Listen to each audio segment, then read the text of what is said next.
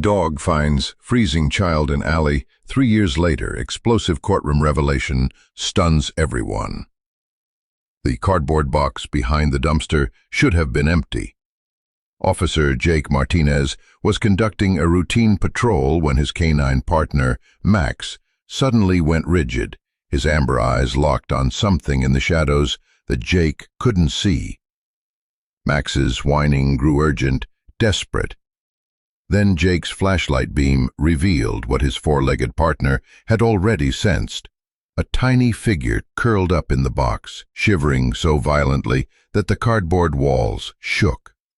5-year-old Lily clutched a threadbare teddy bear, her lips blue from the December cold, unconscious and barely breathing. "Jesus," Jake whispered, scooping up the child as Max pressed close, sharing his warmth. "Where are your parents, sweetheart?" 10 feet away, passed out in his own drug-induced stupor, lay a man who had abandoned his daughter that very night, walking away into the darkness and disappearing for 3 years. Jake and Max saved Lily's life that night. They had no idea that 3 years later they would find themselves in a federal courtroom, staring at that same man, now a powerful drug kingpin, while Lily sat in the gallery, ready to reveal a truth so shocking it would bring a hardened criminal to his knees and prove that sometimes the most unlikely heroes have 4 legs and hearts bigger than anyone imagined. The morning air bit sharp and cold as Officer Jake Martinez stood outside the canine training facility, his breath forming small clouds in the December chill.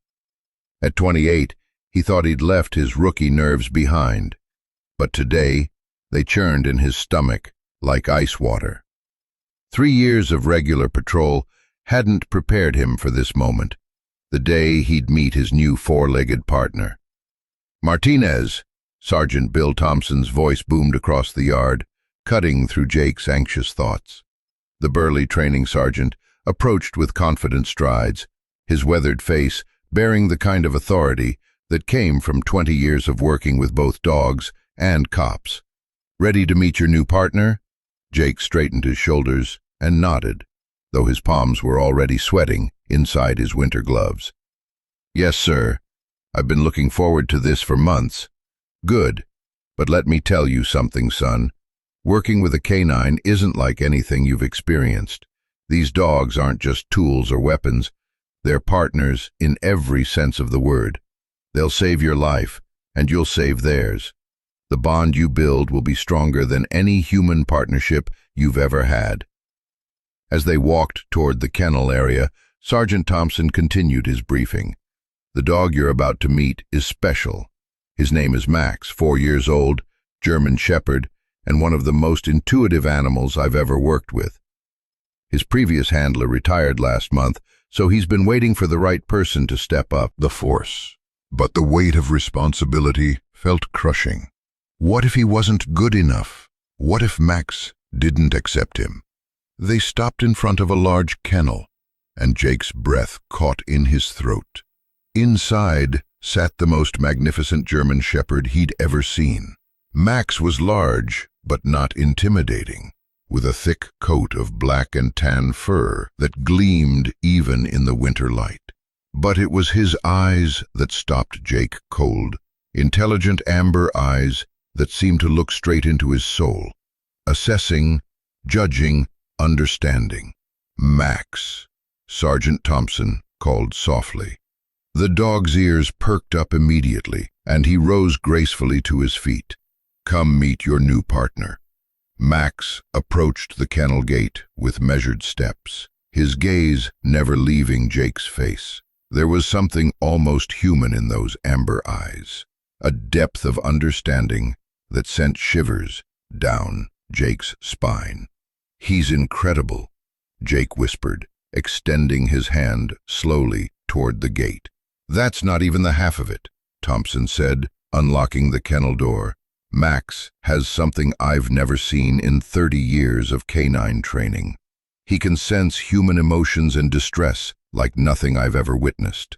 It's almost supernatural. He'll know when someone is afraid, hurt, or in danger before they even realize it themselves. During his training, he once led us to a missing child who'd fallen into a storm drain 2 miles away. No scent trail, no clues. He just knew. Max stepped out of the kennel and sat directly in front of Jake, those amber eyes boring into him with an intensity that was both thrilling and terrifying. Jake felt as if he were being evaluated by the most important job interview panel of his life. "He's deciding if he likes you," Thompson explained with a slight smile. "Max doesn't work with just anyone. He chooses his partners." Jake knelt down slowly, bringing himself to Max's eye level. "Hey there, boy," he said softly, his voice barely above a whisper. "I'm Jake. I hope we can be friends." For a long moment, Max remained perfectly still, studying Jake's face. Then, almost imperceptibly, his tail began to wag. It started as just a slight movement, then grew stronger, and suddenly Max was pressing his massive head against Jake's chest, nearly knocking him backward. "Well, I'll be damned," Thompson chuckled. "That's the fastest acceptance I've ever seen from him. Usually takes at least a week." Jake's hands trembled slightly as he stroked Max's fur, feeling the dog's warmth and strength beneath his fingers. "He's amazing, Sergeant. I can feel it. There's something special about him." "Now comes the real test," Thompson said. "Let's see how you two work together. We're going to run through some basic exercises, then take your first patrol together. Max knows the routine, so let him guide you at first." Trust him found himself in perfect sync with the dog. During trust exercises, Max responded to Jake's commands as if they'd been working together for years. When Jake gave the signal for Max to search for a hidden object, the dog found it in seconds, returning with a gentle mouth that never damaged what he carried. "Outstanding," Thompson noted on his clipboard. "Usually takes weeks to build this kind of communication. You two have something special." As they prepared for their first patrol together, Jake felt a warmth spreading through his chest that had nothing to do with the physical exertion.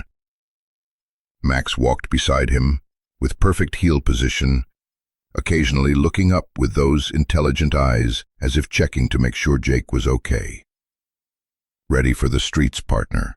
Jake asked, and he could have sworn Max smiled.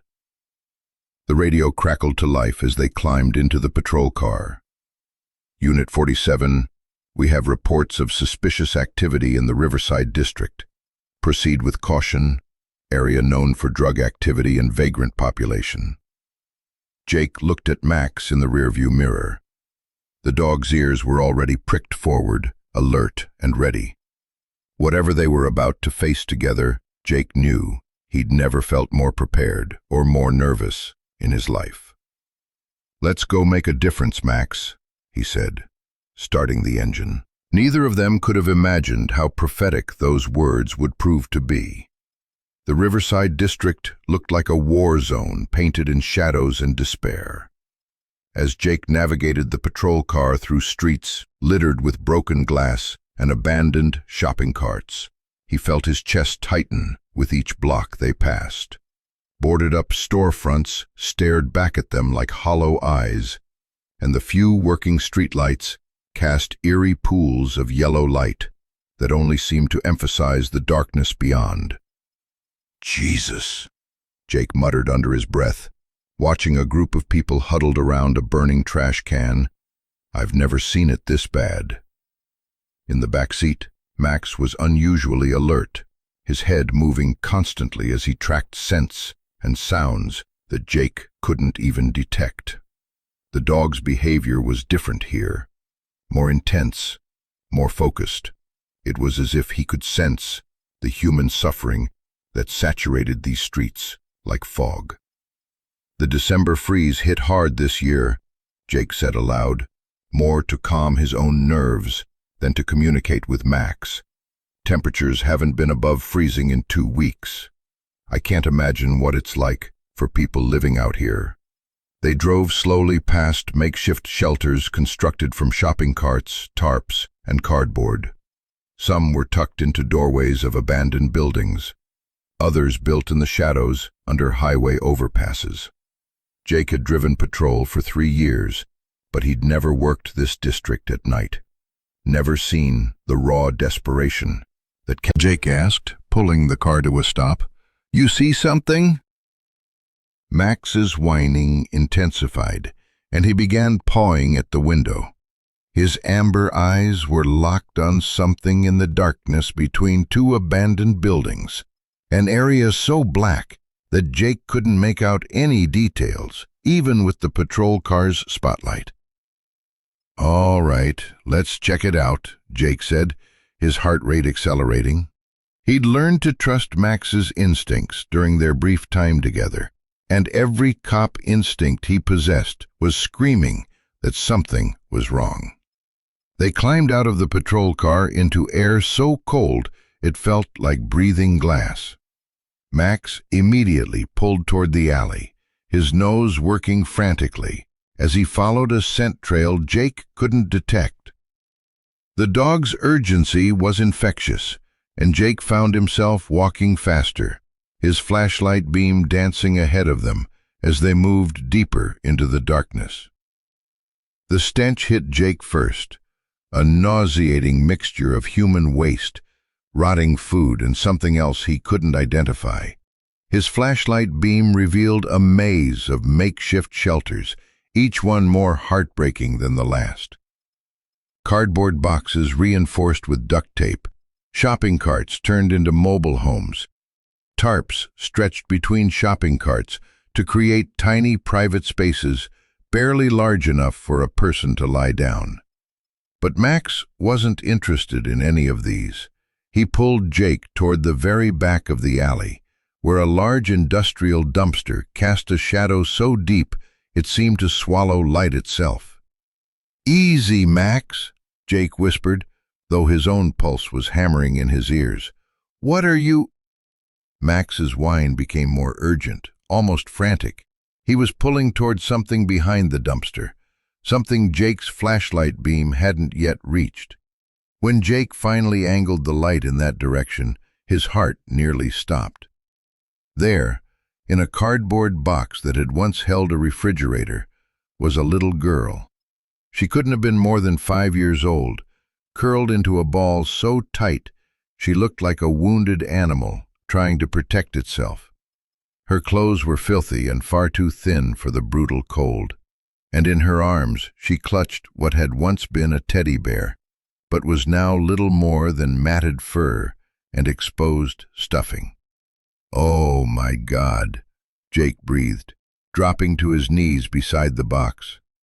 The child was shivering so violently he could hear her teeth chattering, and her lips had a blue tinge that made his stomach lurch with fear. "Sweetheart, can you hear me?" The little girl's eyes fluttered open, and Jake felt his heart break into 1,000 pieces. They were the eyes of someone far older than 5, eyes that had seen too much, suffered too much, feared too much.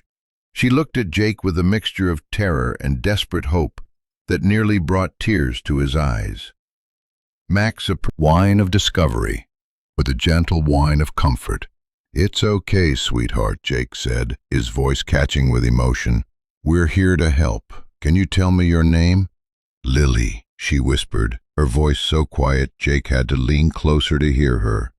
"My name is Lily." "That's a beautiful name," Jake said, fighting to keep his voice steady. "Lily, this is Max. He's a very special dog, and he was worried about you. Are you hurt?"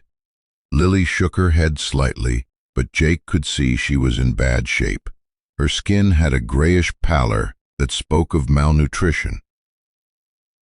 And when she moved, he caught glimpses of bruises on her thin arms. Most heartbreaking of all was the way she held that destroyed teddy bear, clinging to it like a lifeline.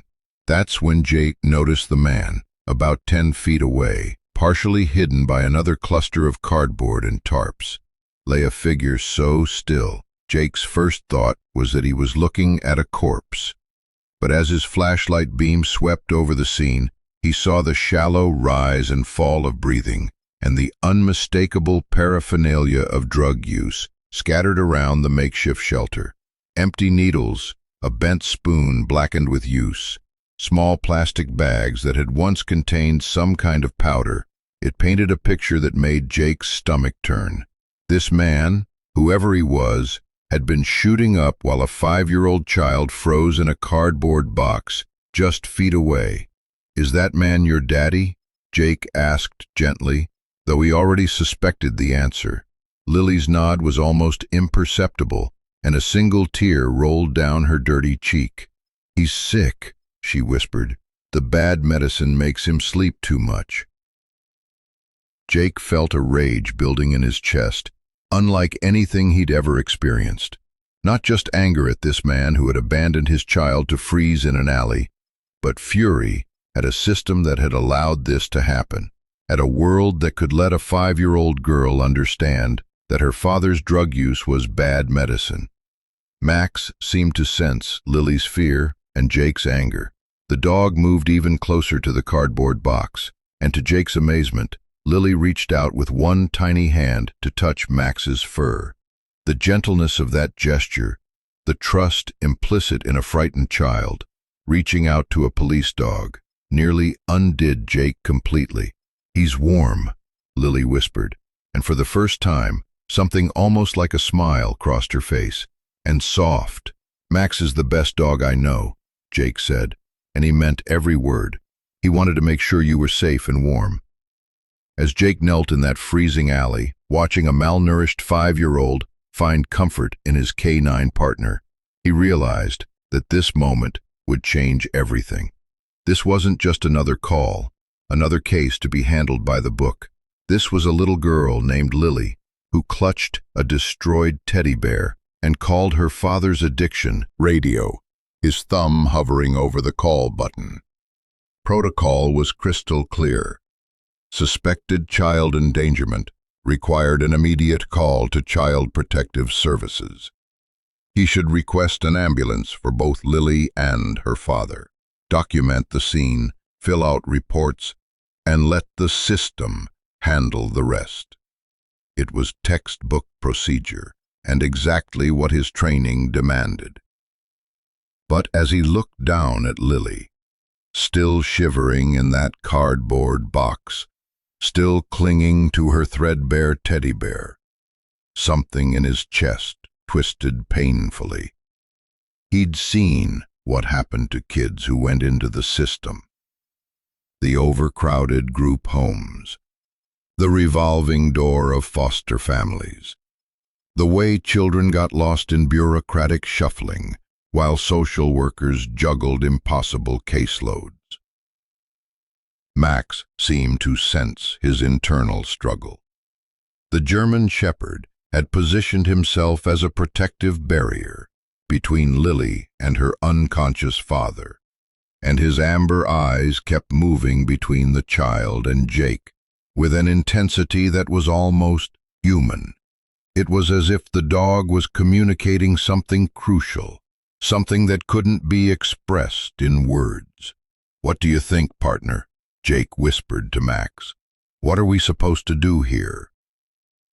As if in response to his question, Lily's stomach growled loudly in the silence of the alley. The sound was so heartbreaking, a reminder that this tiny girl was starving, while her father lay drugged into oblivion just feet away, that Jake felt his resolve crystallize. He pulled his lunch bag from his duty belt and opened it slowly, not wanting to startle her. "Lily, sweetheart, are you hungry?" Her nod was immediate and eager, and Jake's heart broke a little more. "When was the last time you ate?" "Yesterday," she said in that whisper-soft voice. "Daddy said he would get food today, but then he got the bad medicine instead." Jake unwrapped his sandwich, turkey and cheese on wheat bread that his sister Maria had made for him that morning. It seemed impossibly inadequate in the face of such overwhelming need, but it was what he had.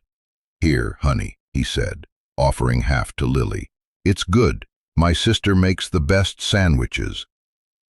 Lily's eyes went wide, as if she couldn't believe someone was actually offering her food.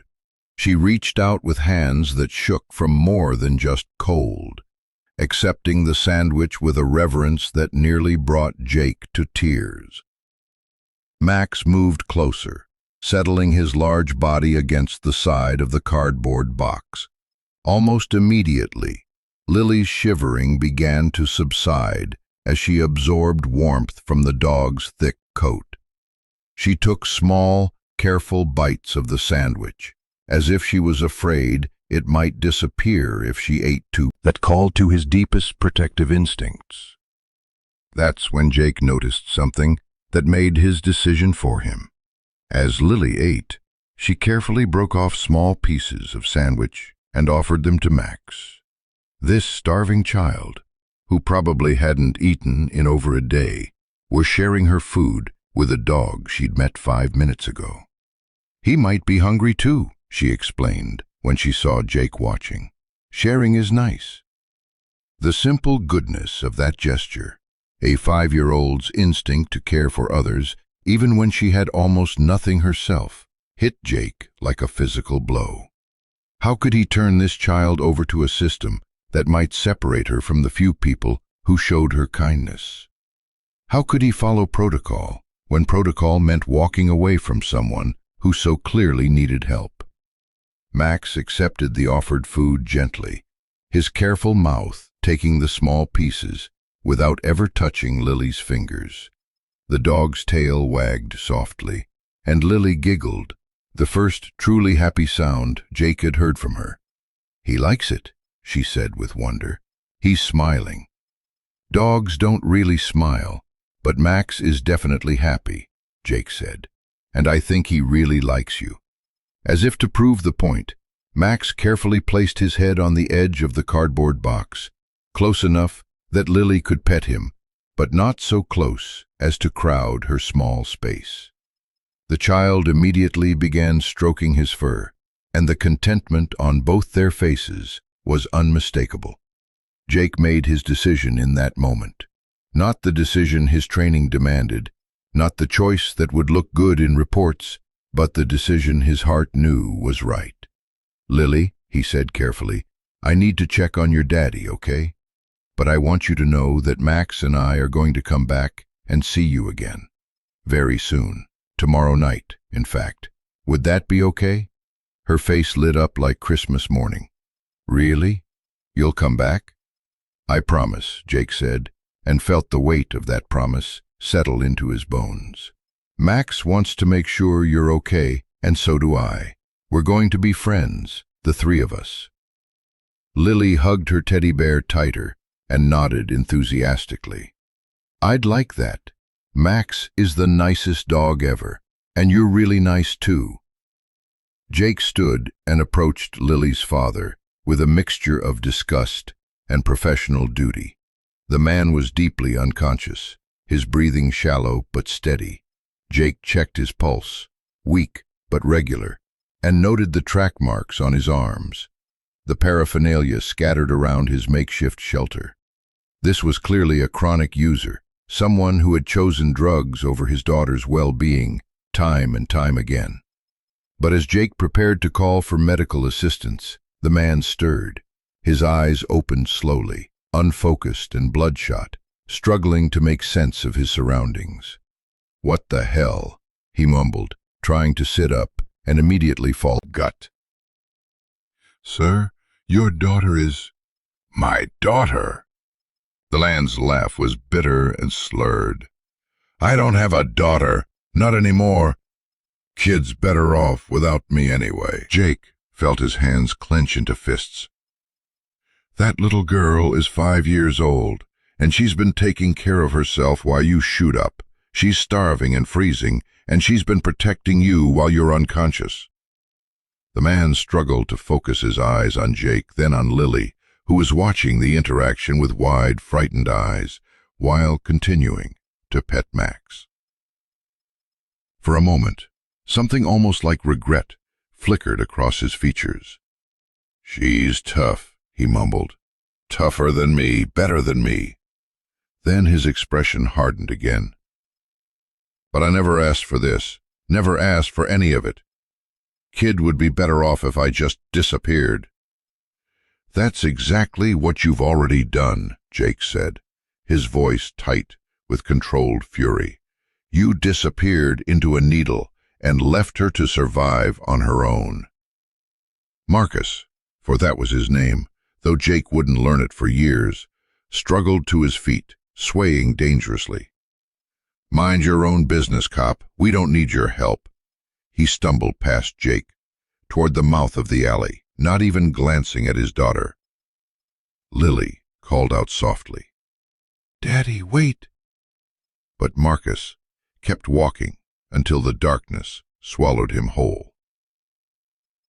Jake watched him go, his heart pounding with the realization of what had just happened. This man had just abandoned his 5-year-old daughter in a freezing alley, choosing his addiction over her life. And now Jake was faced with a choice that would define not only his career, but his entire understanding of what it meant to serve and protect. He looked back at Lily, who was crying silently, while Max nuzzled her face with gentle concern. In that moment, watching a police dog comfort an abandoned child, Jake understood that some things were more important than protocol.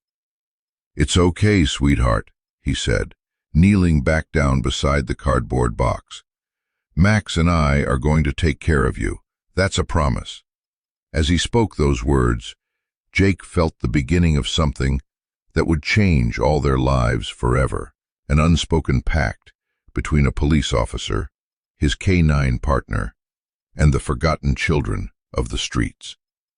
It was the moment when following orders became less important than following his heart, when professional duty expanded to include personal responsibility. Max seemed to understand the magnitude of what was happening. The dog looked at Jake with those intelligent amber eyes, then back at Lily, then back at Jake again. It was as if he was saying, "This is our responsibility now," something both wonderful and unsettling. He wasn't alone in his quiet rebellion against the system. What began as one officer's mission to help a forgotten child had grown into a shadow network of compassion. It started one bitter February night. Jake and Max were patrolling Riverside, officially for drug activity, unofficially checking on the street kids they treated as family, when Jake spotted a patrol car parked in an unusual alley. "Unit 23, everything okay?" he radioed. Sarah Chen's voice came back. "All good here, Martinez. Just checking on something." Approaching, Jake found Sarah kneeling beside a makeshift shelter, her canine Luna calmly watching a group of homeless teens. One boy winced as she cleaned and bandaged his infected hand. "Same thing you've been doing," Sarah admitted quietly. "Taking care of the kids no one else sees." She'd heard about Officer Angel and St. Max from the kids themselves. They swapped stories, Jake's rescue of Lily from a freezing alley, Sarah's of a girl hiding under a bridge after an assault. They realized they'd been fighting the same battle alone. And there was another, Roberto Silva and his Rottweiler, Duke, who could sense medical distress. A week later, the three met at an all-night diner. Roberto had detailed notes, kids' names, ages, health issues, foster histories. "The system's broken," Sarah said. "They're too young for teen shelters, too traumatized for foster care. They end up back on the street." Pooling their own money, they set up rotating patrols, shared resources, and safe houses. Max became the network's symbol. Children who trusted no one ran to him. "It's like he knows exactly what they need," Sarah said. Within 2 months, they were helping over 40 kids. But the toll was heavy. Missing children, medical crises, constant heartbreak. "What happens if we're reassigned?" Sarah asked. "Then we hope someone else steps up," Jake said. Max's soft whine cut the conversation short. He'd sensed trouble. Radios crackled. Break time was over. Across the city, Lily sat on the edge of a foster family's couch, clutching her worn teddy bear. 6 years old, 7 placements in 4 months. Everything she owned fit in a plastic garbage bag. Mrs. Rodriguez, her overworked social worker, knelt to her level. "The Williamses have a big yard and a dog." Not Max, but Lily pictured his amber eyes anyway. The Williams home seemed promising. Patience with her nightmares, no criticism for clutching the bear. Even Princess the Chihuahua offered comfort. But by the week's end, rainy afternoon, she saw them. Through the window, Jake's patrol car, Max in the back seat, scanning.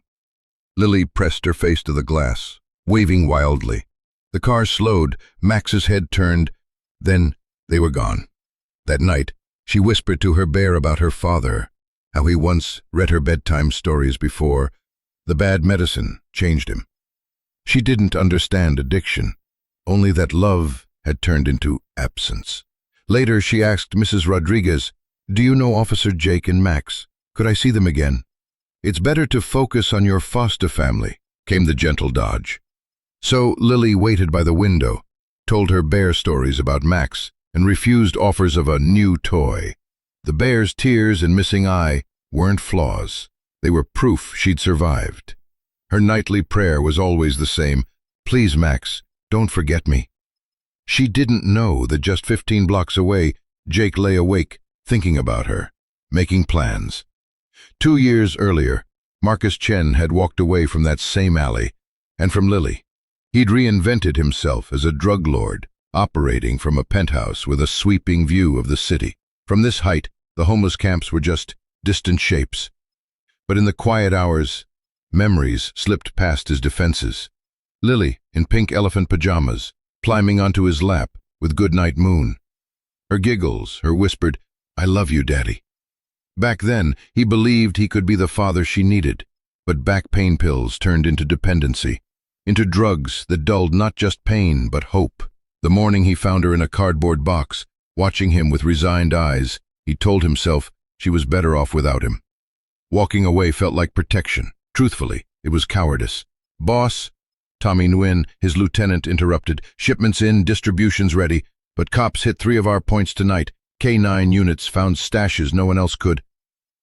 Marcus's pulse spiked. "Any particular dogs?" "Word is, a German shepherd with a cop named Martinez. They call him Saint Max." The name hit hard. The same dog from the alley, the same man who'd been with Lily. Marcus ordered tighter security, but his thoughts spiraled. Was it coincidence that the officer who'd once protected his daughter was now dismantling his empire? That night on the balcony, he repeated his old mantra, "She's better off without me," but it felt hollow. Some bonds weren't broken by absence, some sins not erased by time. Somewhere that little girl still existed, and the man dismantling his world had once held her safety in his hands. For tonight, Marcus let himself remember being her father. Tomorrow, he'd return to being the man who'd walked away. The fluorescent lights in the Department of Children and Family Services hummed with the same relentless monotony that had marked Lily's life for 3 years.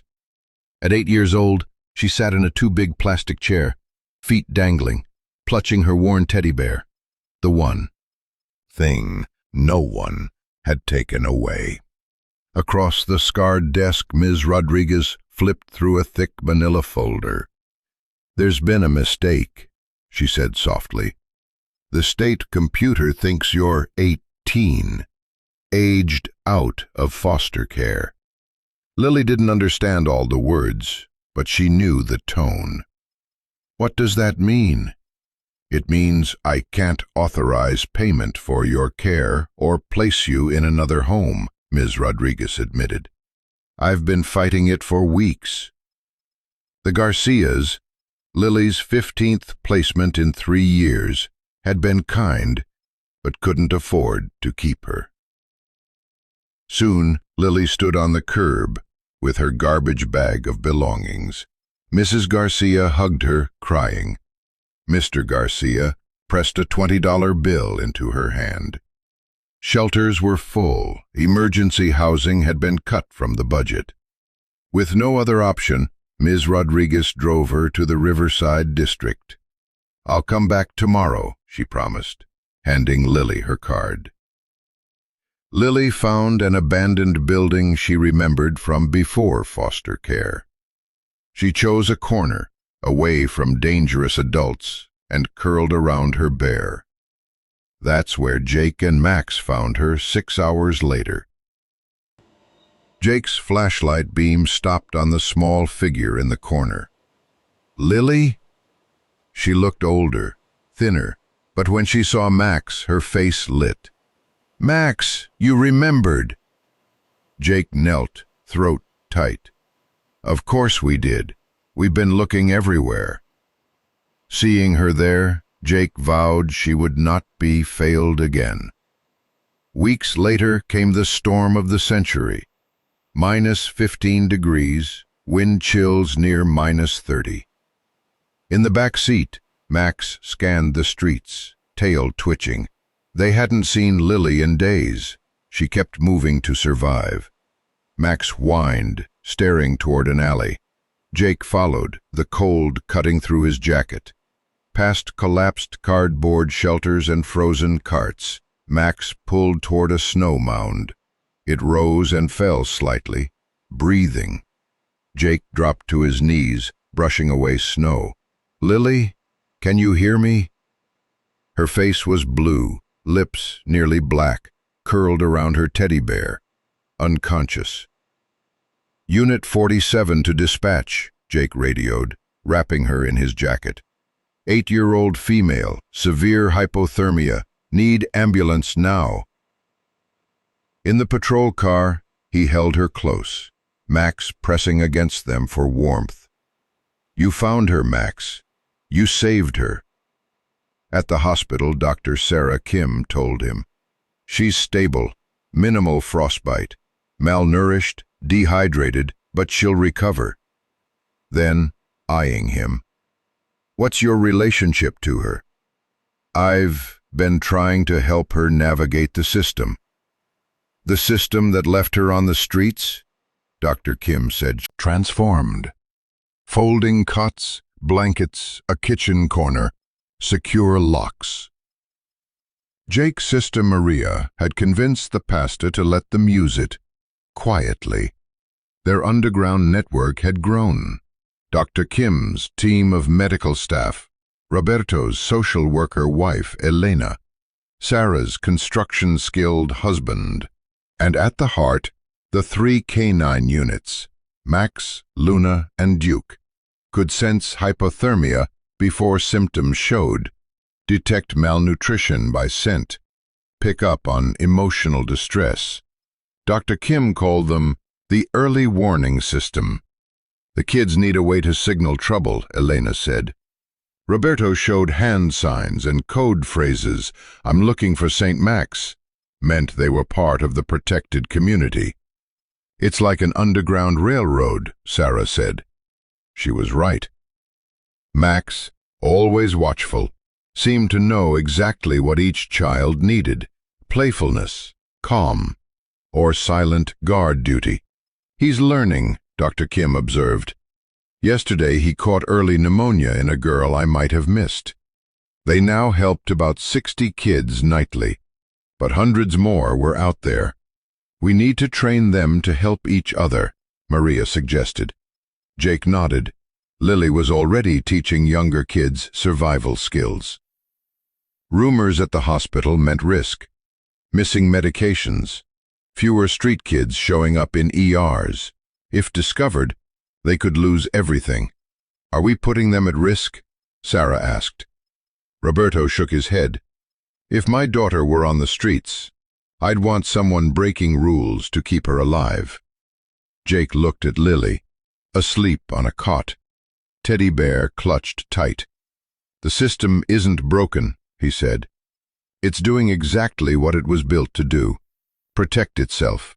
We're replacing it with something that actually works. Max's steady gaze seemed to answer. Then, we keep working. Detective Amanda Torres spread surveillance photos across her desk like a puzzle missing pieces. The man at the center was always obscured, turning away, hidden by sunglasses, slipping just out of frame. "Martinez, get in here," she called, "and bring Max." Jake was surprised. Torres rarely pulled patrol officers into major cases. Her office was a war room of whiteboards, evidence boxes, and too much coffee. "We've been tracking a trafficking network for 8 months, she said, pointing to a map dotted with pins. "Every time we get close, surveillance is disrupted. Equipment malfunctions, informants vanish. But 3 weeks ago, we got this." She slid him a photo of a man stepping from a black sedan. Blurred, distant, but something about his posture chilled Jake. Max whined low, ears flat, moving closer to Jake. "Your dog knows him?" Torres asked. His face. But the name on her intake form had been the same. Marcus Chen. Torres wanted Jake and Max on surveillance in Riverside. Every time slot was in areas where street kids gathered. Lily's world. If Chen operated there, they were in a drug war zone. That night, Jake sat staring at Lily's file. Max pressed against him, ears flat. "It's him, isn't it?" Jake whispered. Max's silence said enough. At 11:47 p.m. the next night, Jake sat across from Mickey's pool hall, where Chen was due to meet his network. Max paced in the back seat, restless. At midnight, a black sedan pulled into the alley. Marcus Chen stepped out. Sharper suit, but the same man who'd left Lily in the cold. Then Max stiffened, looking behind them. Jake followed his gaze, a small figure moving between storefront shadows. Lily. She was supposed to be at the shelter. Now she was edging toward the alley, curiosity pulling her closer until she crouched behind a dumpster. Gunfire erupted. 3 sharp pops, rival dealers. Chen's men returned fire. Lily screamed. She bolted, straight into the street, toward the danger. Jake ran, scooping her up as bullets zipped overhead. Max pressed against them, shielding them with his body. "Jake," she sobbed, "what's happening?" "It's okay. I've got you." Through the chaos, Jake saw Marcus crouched behind his car, gun in hand. Their eyes locked. Marcus saw Lily in Jake's arms, recognition and fear flashing in his face. "Lily?" Marcus called, his voice breaking. The shooting stopped. Rivals fled. Chen's crew prepared to leave, but Marcus hesitated, staring at his daughter. "Daddy?" Lily's voice was small, unsure. Marcus took a step, then stopped. Jake mouthed, "Go." Marcus nodded once. Shame and gratitude mixed, then vanished into the night. Later, Jake told officers he'd found a homeless child in crossfire. Partial truth only. In the patrol car, Lily whispered, "That man, he looked like my daddy, but he looked different." "People change," Jake said gently. "But you're safe now. That's what matters. 3 weeks later, Torres's case was ironclad. Bank records, witnesses, seized drugs. "We can get him on RICO, minimum 20 years, she said. Jake pictured Lily at 28, her father a stranger. "There's more," Torres added. "Chen with my case." The truth was messy. Their network overlapped Chen's territory, and Jake had let Marcus walk. "No," Jake lied. Torres studied him. "Be careful. This is going federal. FBI, prosecutors, maybe internal affairs. Make sure what you're doing can stand up to scrutiny." That night, Jake watched Lily at the shelter, helping Maria stir soup, beaming as she told him she'd taught another child his letters. He knelt to hug her. "I'm proud of you." Whatever happened with the case, he decided, Lily would not be collateral damage.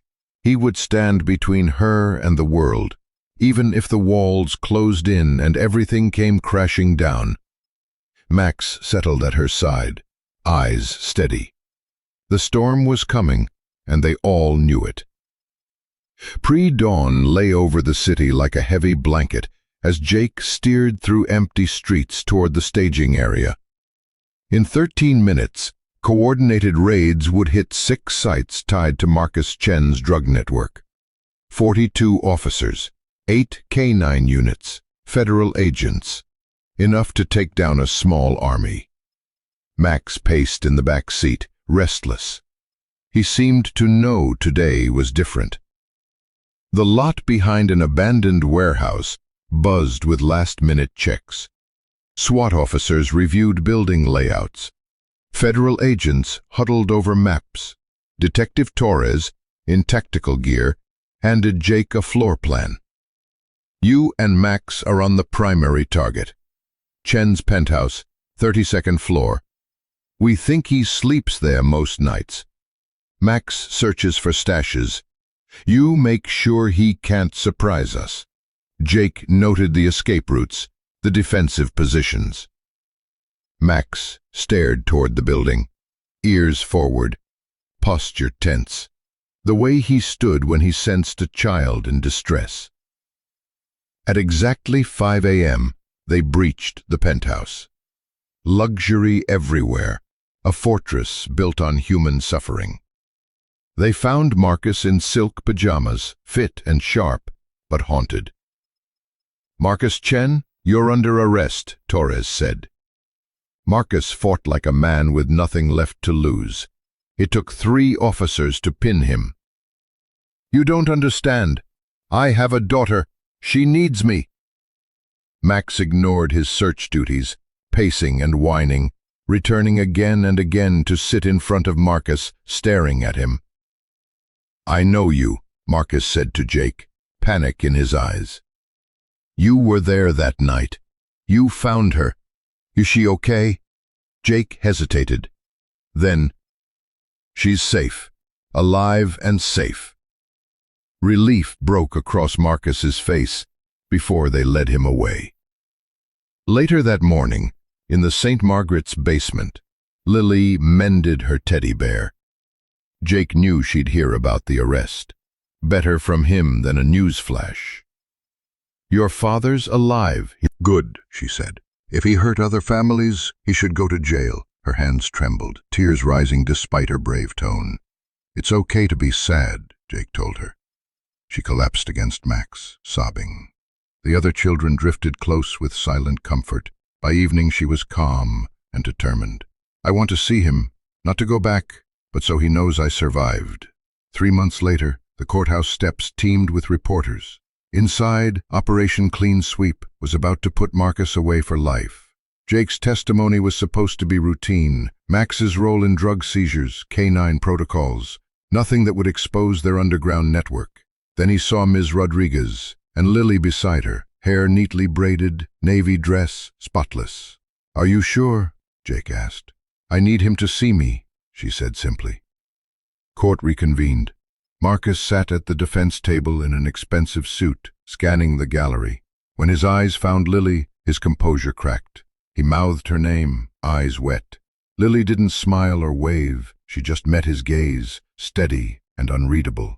Marcus tried to rise. His lawyers held him down. The judge called for order, but the moment was burned into every mind in the room, especially the reporters. As the court recessed, Jake knew the trial had just shifted. That one look had made their connection public. Questions would follow. About who Lily was, where she'd been, who had been caring for her. Whatever came next, she was ready. She had survived the streets, foster care, abandonment, and now she was here, facing the man who'd left her, and changing the course of everything. The federal courtroom buzzed with the charged attention that comes with a high-profile trial. Every seat in the gallery was taken. Reporters with notebooks, federal agents with files, curious citizens riding the headline. At the center of it all sat Judge Patricia Harrison, 63, iron-backed and unflinching, her voice cutting the noise clean. This court will come to order. United States v. Marcus Chen, drug trafficking, money laundering, racketeering, conspiracy. No outbursts, no games. Jake Martinez waited to be called, notes in hand, Max curled at his boots in a perfect alert rest. He'd testified in drug cases before. This one felt different. At the defense table, Marcus Chen wore an expensive charcoal suit and the cool, almost bored calm of a CEO hearing a quarterly report. Polished, confident, defiant, nothing like the strung-out father who'd once stumbled away from a freezing alley. Nothing like the man who'd fought arrest 3 months earlier. What shook Jake wasn't the suit or the polish, it was the peace. As prosecutors detailed the poison pumped through the city, Marcus barely blinked. He whispered to his lawyers, he took notes. He did not look like a man meeting his reckoning. The morning ticked forward with precision. Financial experts explained shell companies and flows of dirty money. DEA, agents mapped surveillance. Flipped associates described the operation's reach and brutality. Through it all, Marcus sat like a stone. At lunch, Jake saw her, back row, navy dress. Hair braided with Maria's careful hands. Lily. She sat beside Ms. Rodriguez like a small statue. Serious, determined, older than 8 years should allow.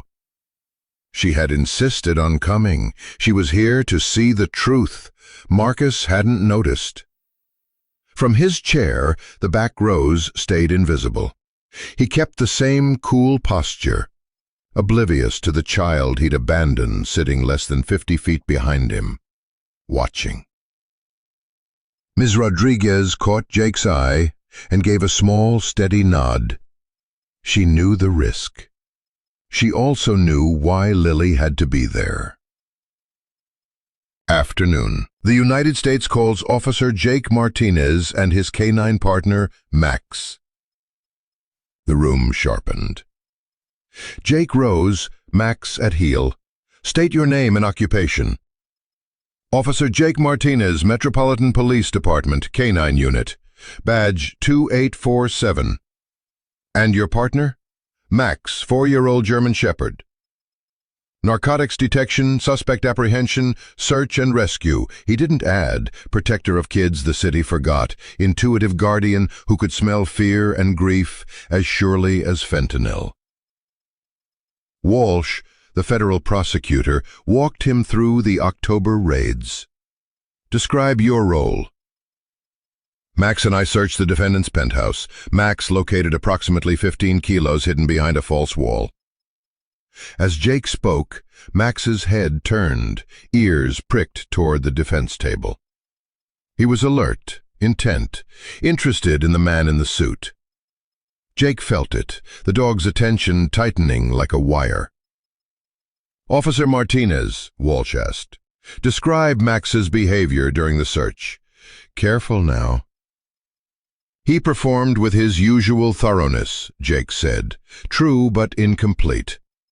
During the arrest, Max had paced, whined, fixated on Marcus like a child in distress. Now, in front of the jury, Max let out a soft, carrying whine. Officer Martinez, control your animal, Judge Harrison said, irritation edging her voice.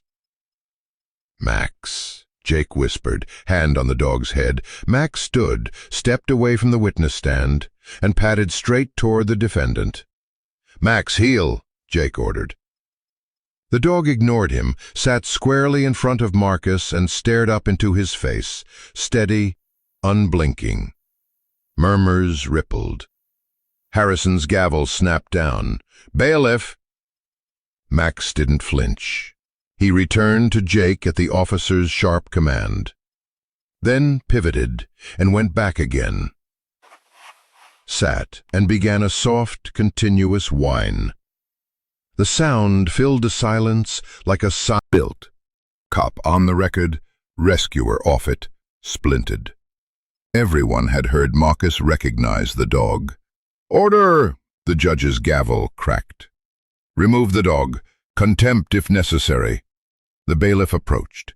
Max rose, looked once more at Marcus, then turned and lifted his gaze to the back of the room, straight toward Lily's row, before allowing the bailiff to lead him out. The look was a line drawn in the air. "She's here. She survived. We kept our promise."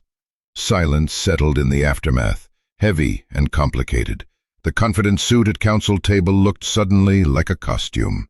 Marcus stared at the space where the dog had been, breathing hard, as if something inside him had come unstuck.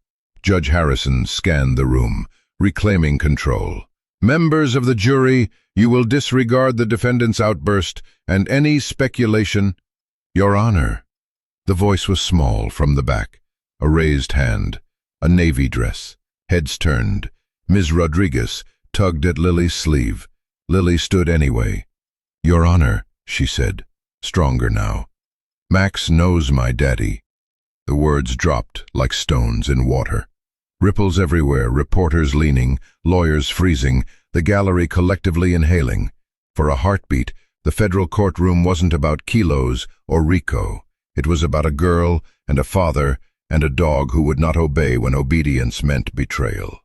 "Young lady," Harrison said, temper banked behind control. "This is not—" "Your Honor," Ms. Rodriguez broke in, rising. "Carmen Rodriguez, Department of Children and Family Services. The child may have relevant information." Marcus turned in his chair. The moment he saw Lily, everything fell off his face. Confidence, defiance, the polished calm. Color drained. Tears came fast. "Lily," he managed. "My God, is that really you?" Lily didn't move. She met his gaze in a steady line. No smile, no reaching, no easy reunion from movies that lie. "Yes, Daddy," she said softly. "It's me." "Approach," the judge said to counsel, voice quiet but urgent. Lawyers clustered at the bench. The rest of the courtroom held the tableau. Father and daughter, looking across a gulf 3 years wide. Marcus spoke without looking away from Lily. "I thought you were safe," he said, voice breaking. "I thought foster care, somewhere good. I thought you were better off without me." Lily's voice had the clear honesty of a child who has earned every word. "I was on the streets," she said. "Foster care didn't work. I lived in buildings and shelters. Max and Officer Jake found me when I was freezing in a box. They took care of me." The words hit Marcus like impact. The suit, the polish, the businessman, gone. A man remained, wrecked by his own choices. The sidebar ended. Judge Harrison returned to the bench, gaze set. "Ms. Rodriguez, bring your client forward." Impossibly small against the mass of the room, but her bearing didn't waver. At the well, she turned to face the gallery, voice clear. "Max found me when I was 5, she said. "My daddy left me in an alley because he was sick with drugs. Max and Officer Jake brought me food and blankets and promised to take care of me. They kept their promise." She faced Marcus.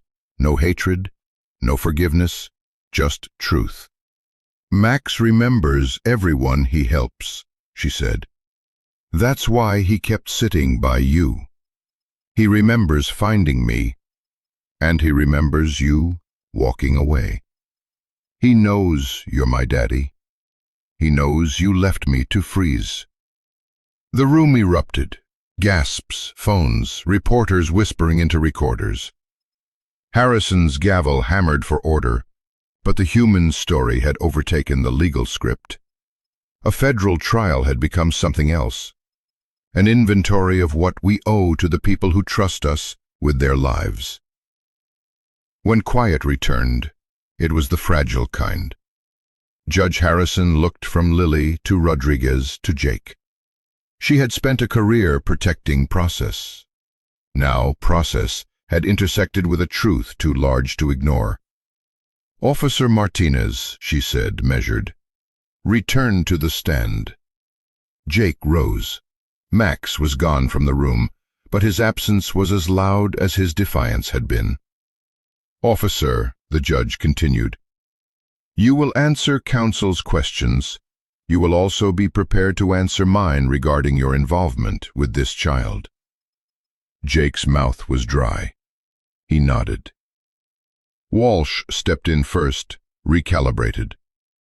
"Officer Martinez, you testified that your partner located narcotics at the defendant's residence. Did your partner's behavior toward the defendant at any time influence your collection or reporting of evidence?" "No," Jake said. "Evidence was collected per protocol and documented as required." "Has your partner ever demonstrated similar behavior, fixation, deviation from commands, in prior courtroom settings?" "No."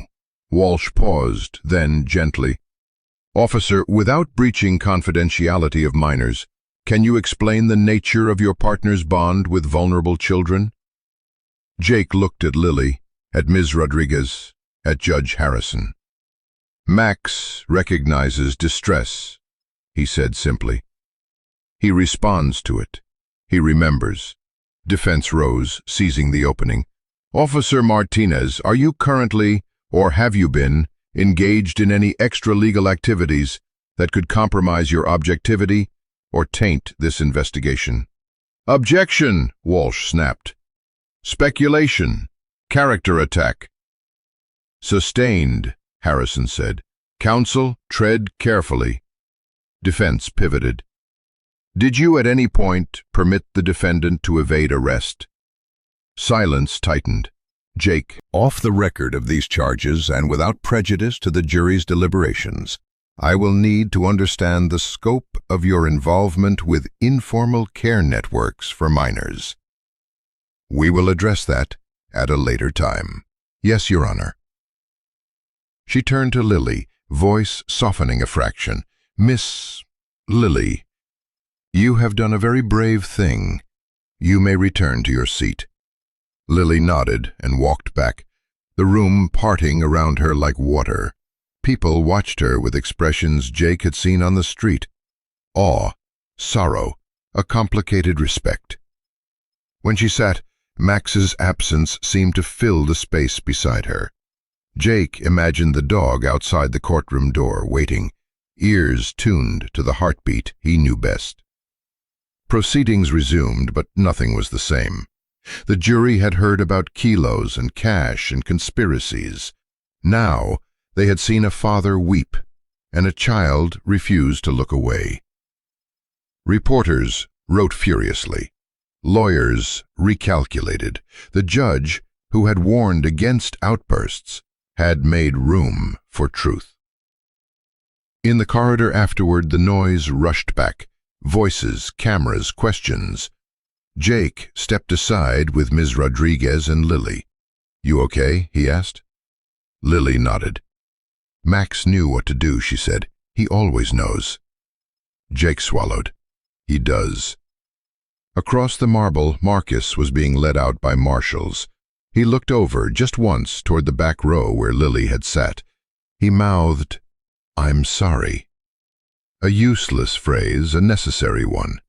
Lily's chin lifted, a tiny motion with the weight of a verdict. She didn't wave, she didn't cry. She placed her palm on her chest, one heartbeat steady, and dropped it to her side. The truth was loose in the world now. Max's defiance hadn't been a failure of training. It had been fidelity to a promise made in an alley, to a child who had learned that love sometimes looks like breaking the rules. The law would do what the law does, but in that courtroom, something larger had stood up and refused to sit down. And that, Jake knew, was going to change everything.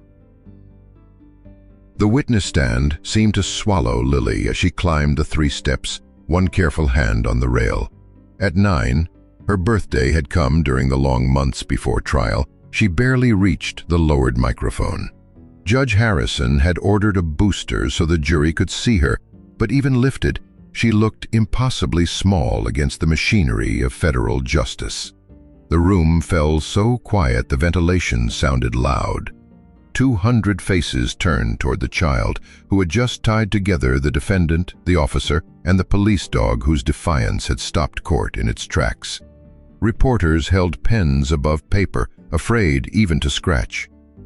Judge Harrison leaned in, sternness softened.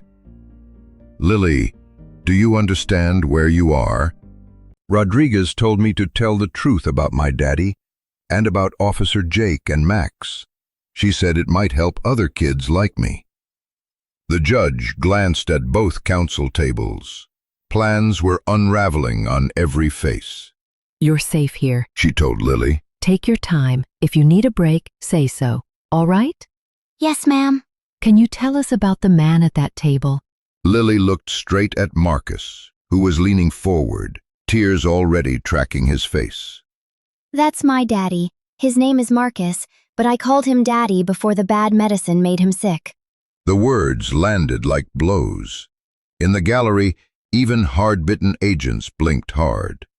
"When was the last time you saw him before today?" I was 5. We lived in an alley behind stores because we didn't have a house. Daddy was very sick from the bad medicine and slept all the time. I was cold and hungry. I had my teddy, but it wasn't enough. Marcus let out a sound that was half sob, half apology, hands to his face. "What happened that night, Lily?" Daddy got really sick and wouldn't wake up. I was scared. Then Officer Jake and Max found me. Max is a police dog, but he's gentle and warm. Officer Jake gave me his sandwich and promised to take care of me. "And what did your father do when the officer found you?" He woke up a little and was angry. Then he walked away and never came back. Marcus doubled over as if struck. "What happened to you after he left?" I went into foster care, but it didn't work. I lived with lots of families. I had nightmares and got scared. Some families were nice, some weren't. When I was 8, a computer mistake said I was too old for foster care. A visible ripple moved through the jurors. The judge's jaw tightened. "So you returned to the streets?" Yes, ma'am. I was bigger, but I still didn't know how to take care of myself. I slept in abandoned buildings. I learned how to find food and stay warm. She looked toward the back, where Jake sat with other witnesses, and gratitude softened her face. But Officer Jake and Max never forgot me. Even when I wasn't with them, they found me and brought food and blankets. Max lay next to me to keep me warm. Officer Jake made sure I was safe.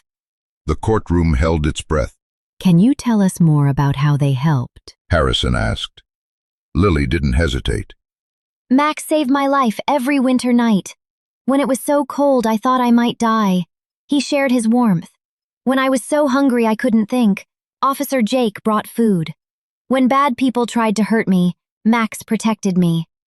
Tears were no longer hidden. Even court officers wiped eyes. Marcus shook with sobs. The judge let the swell of feeling settle. This trial had shifted. It was no longer only about drugs and money. It had become a measure of what society owes its children, and of what people do when systems fail. "Anything else you want to tell us about your father or about—" "Jake and Max," Harrison asked. Lily faced Marcus. "I want my daddy to get better, but I want him to understand that while he was getting rich from selling bad medicine, I was almost dying because he left me. Max and Officer Jake saved me because they cared about kids like me. My daddy could have saved me too, but he chose not to."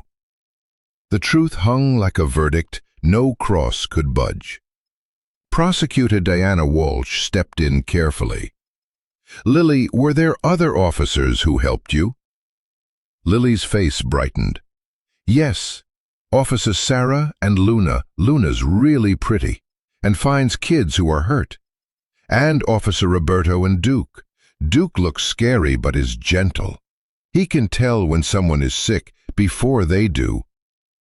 A visible shock ran through the room. This wasn't one rogue officer, it was a network. "Were there other adults?" "Lots. Miss Maria, Officer Jake's sister, a teacher, she set up a safe place for kids to sleep when it's cold. Dr. Kim at the hospital, she fixes kids even without money. Mrs. Elena helps kids find families." Each name was a career placed on the line. Jake felt his stomach turn. Their quiet, careful operation was now a map on the record. "Miss Walsh," the judge cut in, troubled, "we'll take a brief recess." She called counsel to chambers. The gallery erupted into whispers and phone calls. Reporters dialed editors. Legal observers argued implications. Officers shifted in their seats, aware the unspoken had just been spoken aloud. In the witness area, Jake felt the structure of his world slough away. Safe cots, hidden clinics, food lines that appeared where kids gathered. All of it about to be examined by people who would see violations, not lives saved. Roberto slid beside him, eyes tired. "This is it, isn't it? 20 years gone because we chose to actually protect and serve." Sarah joined them, jaw set. "Inical called. Unauthorized activities by K9 personnel. First thing tomorrow." "I'm sorry," Jake said. "Don't," Sarah snapped, warmer than the word. "We all chose. I'd do it again." Roberto nodded. "If my daughter were on the street, I'd want someone breaking rules." When court resumed, Harrison addressed the jury. "Your duty is to decide whether Marcus Chen is guilty of the charged crimes, not to judge officers not on trial." But the jurors' faces had changed. They looked at Marcus with a disgust sharpened by Lily's reality. Defense cross was gentle but aimed. "Lily, did Officer Jake ever say what he did wasn't part of his regular job?" "He said sometimes good police work means caring about people even when you're not supposed to." A murmur rolled through the room. Compassion in one frame, vigilantism in another. The trial had become a referee. Shook him off. "Your Honor, I can't sit here and listen to my daughter describe what I did. I can't pretend any legal maneuver matters when she nearly died because of me. Mr. Chen," Harrison warned, "consult with counsel." "I don't care about legal consequences anymore," he said, voice raw. "While I built an empire, my daughter slept in boxes and ate from dumpsters. She was 8, in abandoned buildings while I lived in a penthouse." Even seasoned agents stared at the table to keep composure. Lily watched, confusion and sadness flickering, and something else, understanding, maybe, or the beginning of it. "I told myself she was better off without me," Marcus said, "that walking away was love. The truth is, I was a coward. I chose the easy path over being a father." He looked at Lily. "Sweetheart, I know you can't forgive me. Words can't undo 3 years. But not a day passed I didn't think of you, hope someone was caring for you better than I did." Lily's precision returned, now carrying the weight she'd been holding. "I used to dream you'd come back. When I was really cold or scared, I imagined you'd find me and take me home and read stories like before. But you never came. I stopped dreaming." Marcus clutched the table to stay upright. "I know," he whispered. "I'm sorry, and sorry isn't enough." Harrison let it unfold. Procedure mattered. So did this. "The officers who helped me," Lily said, "didn't have to. They could have followed the rules and left me. They chose to care when it was hard. They were there when you chose to leave. "They're better men than I am," Marcus said. "They did what a father should do." In the back, Max pressed against Jake's leg. Allowed back in during recess, body taut with the same protective alert he always showed around hurting kids. "Mr. Chen," the judge said at last, "this is highly irregular, but if you wish to make a formal statement, understand anything you say can be used against you." Marcus straightened. "I want to change my plea to guilty on all charges. I won't put my daughter through more or waste the court's time defending the indefensible." Gasps, whispers, lawyers scrambling. Mid-trial plea changes were rare. This one felt impossible. Defense leapt up. "Your Honor, we request a recess to—" "I don't need consultation," Marcus said. "I need to take responsibility. I built my business on the drugs that destroyed my family. I profited while my daughter suffered. There's no defense." Lily studied him, comprehension settling. It was the first time she'd seen him tell a whole truth. "Daddy," she said, clear over the noise, "I don't hate you. I'm angry and sad, but I don't hate." Reckoning. A man's defenses falling away. A child naming her pain. The first glint of something that might one day be healing.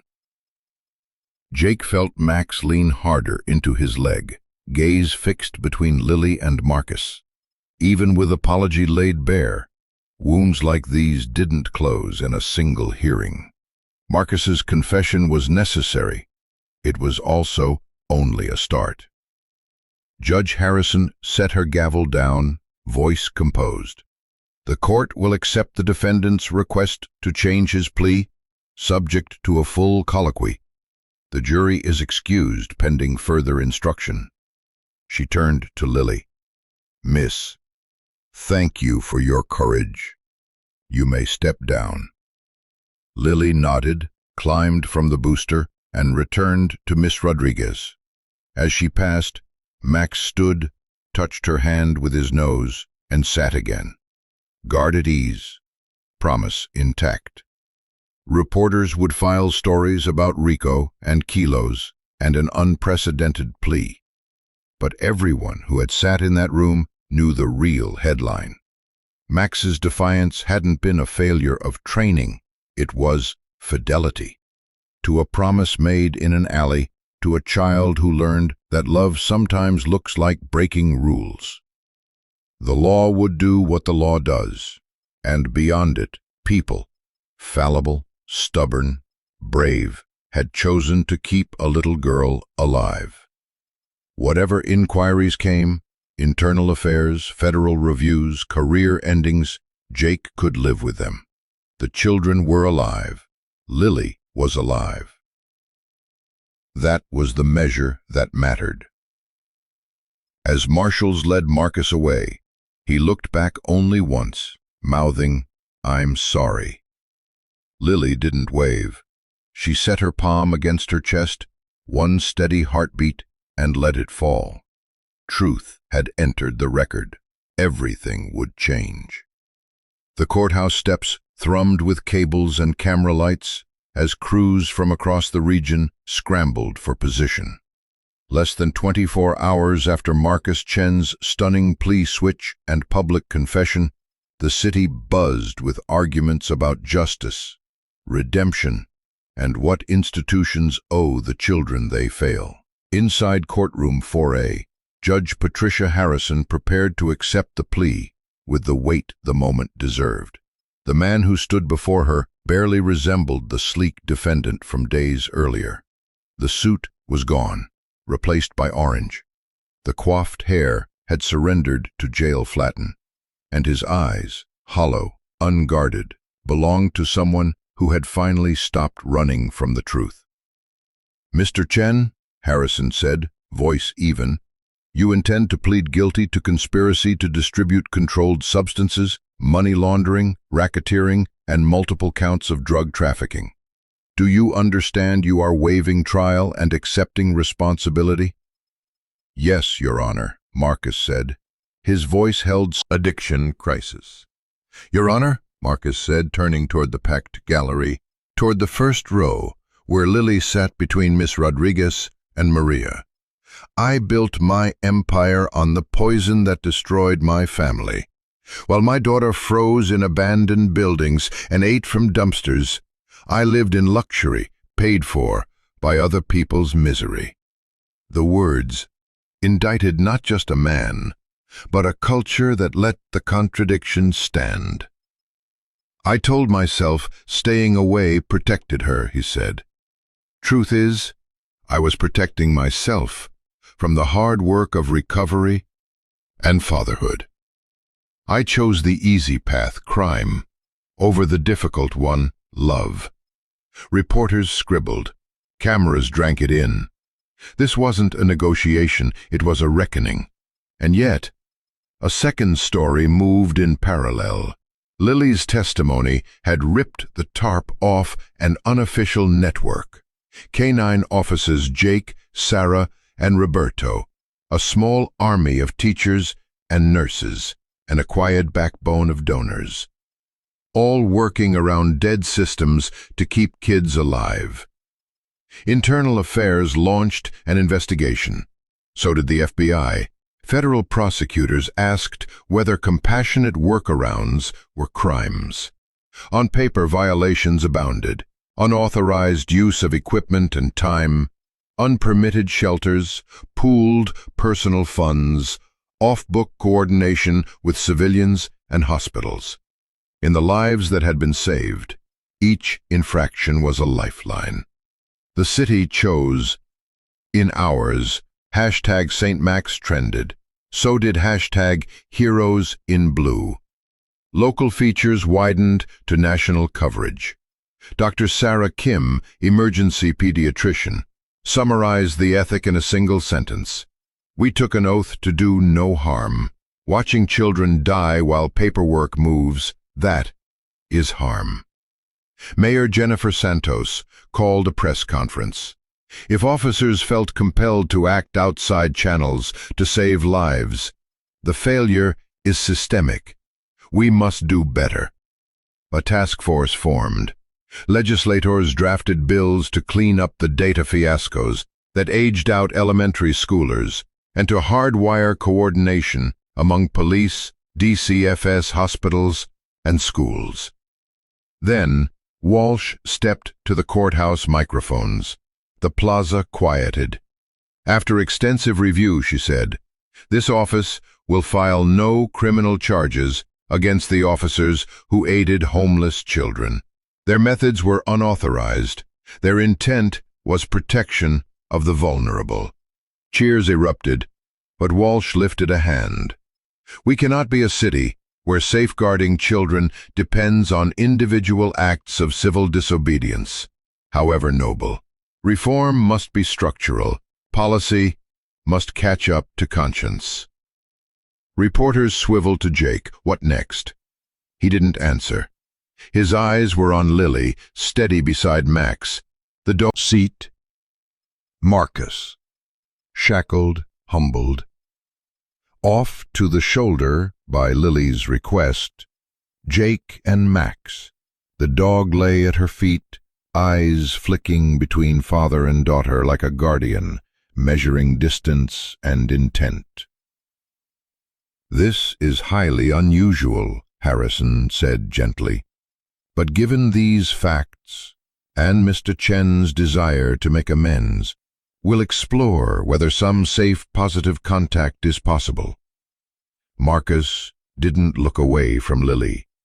Jail had bleached the swagger from his posture, but a new vulnerability had taken root. "I have no right to ask anything," he said quietly.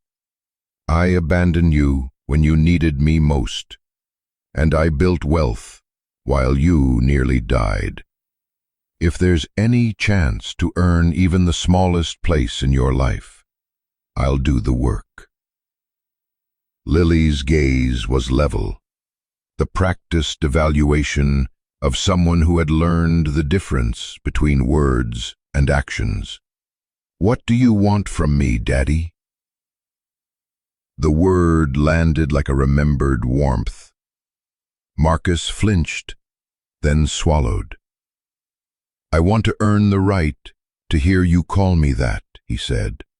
"I can't undo the past. Maybe I can be different for your future." Ms. Rodriguez kept her voice soft. "Lily, if you choose this, remember, your father will be in prison for a long time. Any relationship will mean letters, calls, supervised visits." "I know," Lily said. "Different isn't always bad. Max and Jake aren't my real family, but they've been better to me than most real families." She turned to Marcus. "I want to know you're sorry. Not because you got caught, but because you understand what you did. And if I forgive you someday, I don't want it wasted." Marcus listened like he was memorizing commandments. "I am sorry for the harm, not the sentence," he said. "I chose addiction over love, crime over you, comfort over your survival." "What contact are you proposing?" Harrison asked. "Letters," Marcus said.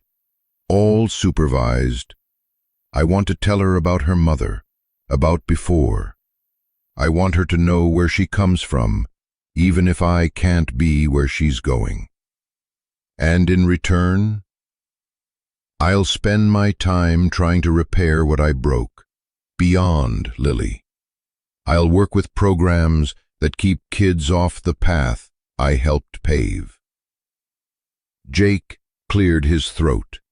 "Your Honor, the network could use that insight, how recruitment works, where kids are targeted. He can help us close doors he once opened." Harrison nodded. "Mr. Chen," shyly, "I want a condition too. Officer Martinez and Max supervise any future meeting. They kept you safe. I trust them to keep me honest." Harrison smiled, surprised, moved. "The most unusual arrangement I've seen," she said. "I'll approve a trial period of supervised correspondence, subject to the advocate and DCFS." Max scooted closer to Lily and exhaled, the settled sigh of a sentry at his post. When he glanced at Marcus without bristling, it felt like permission to proceed, carefully. A father who left an alley now began the long road towards earning daddy. A girl who survived taught a room of professionals how conditional forgiveness could be both shield and path. 6 months later, the Canine Community Care Center caught morning light in its glass, a building that didn't exist before a dog disobeyed and a child told the truth. In a conference room smelling of fresh paint and coffee, Jake stood behind a lectern. Max sat at his boot, ears forward. The audience, DOJ brass, social workers, pediatricians, educators, pastors, advocates, was a coalition no one would have imagined a season ago. What began as 3 officers with 3 dogs and a ledger of IOUs had become a federally funded model already requested by cities across the country. The mayor's task force released a blistering report. Lawmakers fast-tracked reforms. Data systems were rebuilt so an 8-year-old could never age out by glitch. Memoranda now knit police, hospitals, DCFS, schools, and shelters into one responsive organism. Deputy Director Patricia Wells from the Office of Community Policing took the mic. "It is my privilege to inaugurate the Canine Community Care Unit and introduce its first director, Officer Jake Martinez." The applause wasn't polite, it was grateful. 6 months ago, Jake said, Max and I were just 2 people who couldn't watch kids freeze while paperwork moved. Today, we're part of a system designed to make sure no child goes without food, shelter, medical care, or protection because they don't fit a program. The unit's approach was simple and radical. Integrated teams, canine officer trained in trauma response, a licensed social worker, a medical professional, an education coordinator, deployed as one. The dogs weren't just detection tools, they were early warning systems. New training taught them to flag hypothermia, malnutrition, and acute distress. Max is now certified as a therapy canine for at-risk kids, Jake said, scratching behind an ear. Other dogs are in pipeline training based on the practices we learned on the street. Dr. Sarah Kim stepped up. "We're done waiting for children in crisis to arrive at ER doors," she said. "Mobile medical units now meet kids where they are." Who needed calm more than care.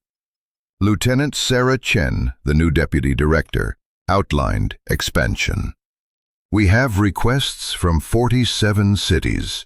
Federal funding will underwrite training centers and adaptable protocols." Then Lily took the podium. 10 now, thriving in Maria's home, she had become the program's clearest voice. "When I lived on the streets," she said, "adults always had reasons not to help me. Rules said this, forms said that, or it wasn't their job. Officer Jake and Max and the people who helped me didn't care about rules when a kid needed help." She looked at the officials. "The difference now is helping kids like me isn't against the rules anymore. It's the job, like it should have been." Hands rose to faces to catch tears. Even the hardest-edged officers stared at the carpet and blinked. Marcus Chen, 2 hours away in federal custody, was also part of the system he had once helped poison. Each week he met with at-risk youth over video to talk about how addiction had destroyed his family and how operations groomed kids. His supervised correspondence with Lily, pre-read by Max as contractually promised, became a model for maintaining safe family ties during incarceration. "Before we close," Jake said, "we're launching Pivots, a series where people who once built the pipelines tell us where to cut them off." The marshal at the back stepped forward with a man in khaki. The room went very still, then breathed. Marcus looked for Lily first. She stood with Miss Rodriguez near the wall, taller by inches, steadier by miles. She lifted a hand. He placed a palm to his chest and bowed his head before turning to the group. "I'm here because I broke what I should have protected," he said. "I'm not here for forgiveness. I'm here to tell you exactly how we targeted your kids." He mapped the nodes, bus depots, late-night laundromats, school perimeters, youth shelters at shift change. He described scripts, how a hot meal becomes a favor becomes a debt. He explained counter-surveillance tells, stash routines, the routes kids take when they run. Pens scratched. You could feel fire breaks being sketched on a mental map. The Q&A that followed was practical. Overdose reversal thresholds for children. Signs a 7th grader might be paying back a debt. Lawful flexibility for officers hemmed in by policy. Marcus answered without flinching.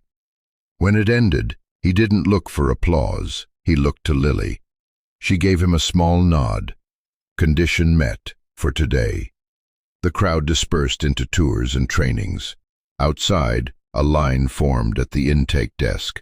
A grandmother with a boy in a hoodie, a teenager with a too-light backpack, a DCFS worker asking if the beds were really warm. Max's way of someone practicing discipline. It would be opened with Miss Rodriguez present, read aloud if Lily wished, filed if she didn't. Max sniffed the corner, gave a single quiet huff that Jake had learned to read as fine, and settled again at Lily's feet. "So what happens now?" Lily asked, eyes bright, voice older than her years but lighter than it used to be. Jake crouched, Max nosing into the space between them the way he always did. "Now we keep the promise we made that first night," he said. We make sure no child in this city faces the streets alone. We prove love beats bureaucracy, compassion beats procedure, and sometimes the most important part of law enforcement is refusing to walk away. Max thumped his tail. Somewhere down the hall, a burst of children's laughter rose and fell. The network that once lived in shadows had been legitimized, and more importantly, institutionalized, so a budget cut or bad election couldn't erase it. The Underground Railroad had a permanent station now. A dog's refusal to obey in a courtroom had turned into policy, buildings, jobs, and most of all, warm beds. On the wall screen in the lobby, beneath the center's name, a line slid across in clean white type. When systems fail, people won't. The morning sunlight streamed through the kitchen window of Maria Martinez Thompson's suburban home, casting warm patterns across the breakfast table where 10-year-old Lily sat carefully folding a piece of paper into precise thirds. Her concentration was absolute as she worked, her tongue peeking out slightly, a habit that had emerged during her most focused moments. Beside her chair, Max lay in his customary position, close enough to provide comfort but not so close as to interfere with her important work. "Are you sure you want to send it today?" Maria asked gently, watching Lily slide the letter into an envelope with the deliberate care of someone performing a sacred ritual. Over the past 8 months, Maria had watched her new daughter wrestle with the decision to begin corresponding with her father, and she understood the magnitude of what this first letter represented. The adoption had been finalized just 2 weeks earlier, in a courthouse ceremony that bore no resemblance to the dramatic federal trial that had brought them all together. Judge Patricia Winters, a family court judge with kind eyes and a grandmother's warmth, had asked Lily the required questions about her desire to become Maria's legal daughter, but the real moment of transformation had come when Lily whispered, "Can I call you Mom now?" and Maria had burst into tears of joy. "I'm ready," Lily said with the quiet determination that had become her signature when facing difficult decisions. "Max and I practiced what I wanted to say, and Jake helped me with the spelling of the hard words." The letter itself was a masterpiece of careful construction, written on paper decorated with small drawings of dogs and hearts. Lily had spent weeks crafting each sentence, working with her therapist, Dr. Rebecca Martinez, no relation to Jake and Maria, to express her feelings in words that were honest but not hurtful, hopeful but not naive. "Dear Daddy," it began, "my name is still Lily, but now my last name is Martinez Thompson because Maria adopted me and she's my mom now. I live in a house with my own bedroom and a backyard where Max likes to play fetch. I go to Roosevelt Elementary School and I'm in 4th grade. I'm good at reading and math, and my teacher says I'm very mature for my age." Jake arrived just as Lily was sealing the envelope, his timing perfect as always, when his unofficial niece needed support for major milestones. He had requested this morning off specifically to accompany Lily to the post office, understanding that mailing her first letter to her father represented a crucial step in her healing journey. "Ready for our special delivery mission?" Jake asked, accepting the coffee Maria offered, while Max immediately moved to greet his primary partner, with the enthusiastic tail wagging reserved for their reunions. The transformation in both Jake and Max over the past year had been remarkable. Jake's new position as director of the Canine Community Care Unit had given him the opportunity to formalize everything he'd learned through years of unofficial street work. His salary had increased significantly, allowing him to move to a better apartment and finally pay back the thousands of dollars he'd spent from his own pocket helping homeless children. Max's evolution had been even more dramatic. The German Shepherd now divided his time between traditional police work and specialized therapy sessions with at-risk children. 3 days a week, he worked with Jake on patrol and investigations. 2 days a week, he served as a therapy dog at the community center, helping traumatized children learn to trust again. His uncanny ability to sense emotional distress in young people had made him legendary among social workers and child psychologists throughout the region. Dr. Martinez says that writing to Daddy is part of my healing process, Lily explained, as they walked toward Jake's patrol car. She says that forgiveness isn't about forgetting what happened or pretending it didn't hurt. It's about choosing not to let the hurt control my whole life. The drive to the post office took them through the Riverside district, past the abandoned building where Jake and Max had first found Lily, freezing in a cardboard box. The structure had been completely transformed over the past months, renovated with federal and state funding into a temporary shelter specifically designed for homeless children. The building's exterior had been painted in window. That's where you found me. Now it's a place where other kids can be safe too. Max's tail wagged as he recognized the location, though Jake suspected the dog's happiness had more to do with Lily's tone of voice than with his memory of that freezing night 3 years earlier. Max had an extraordinary ability to respond to emotional undertones, and he could clearly sense that Lily viewed the building's transformation as a victory rather than a reminder of trauma. The shelter operated on the same principles that had guided Jake's original network: immediate response to need, coordinated services across traditional institutional boundaries, and recognition that bureaucratic procedures should never take precedence over child safety. It housed up to 30 children at any given time, providing not just beds and meals, but comprehensive support services, including medical care, educational assistance, and counseling. At the post office, Lily insisted on placing the letter in the mail slot herself, a symbolic act of taking control over her relationship with her father. Jake watched her small hands push the envelope through the slot, understanding that this moment represented a turning point not just for Lily, but for everyone whose lives had been changed by the events of the past year. "Now we wait," Lily said simply as they walked back to the car. "Dr. Martinez says that healing takes time, and that's okay. I've learned how to wait for good things to happen." The drive home took them past Roosevelt Elementary School, where Lily had not only caught up academically, but had become something of a celebrity among her classmates. Her story, carefully edited to be age-appropriate, had been featured in the school's newsletter as an example of resilience and the importance of never giving up hope. She had even been invited to speak to younger classes about the importance of asking for help when you're scared or hurt. Back at Maria's house, they found a surprise waiting. Sarah, Chen, and Luna had stopped by for their weekly visit, part of an informal support network that had grown around Lily's recovery.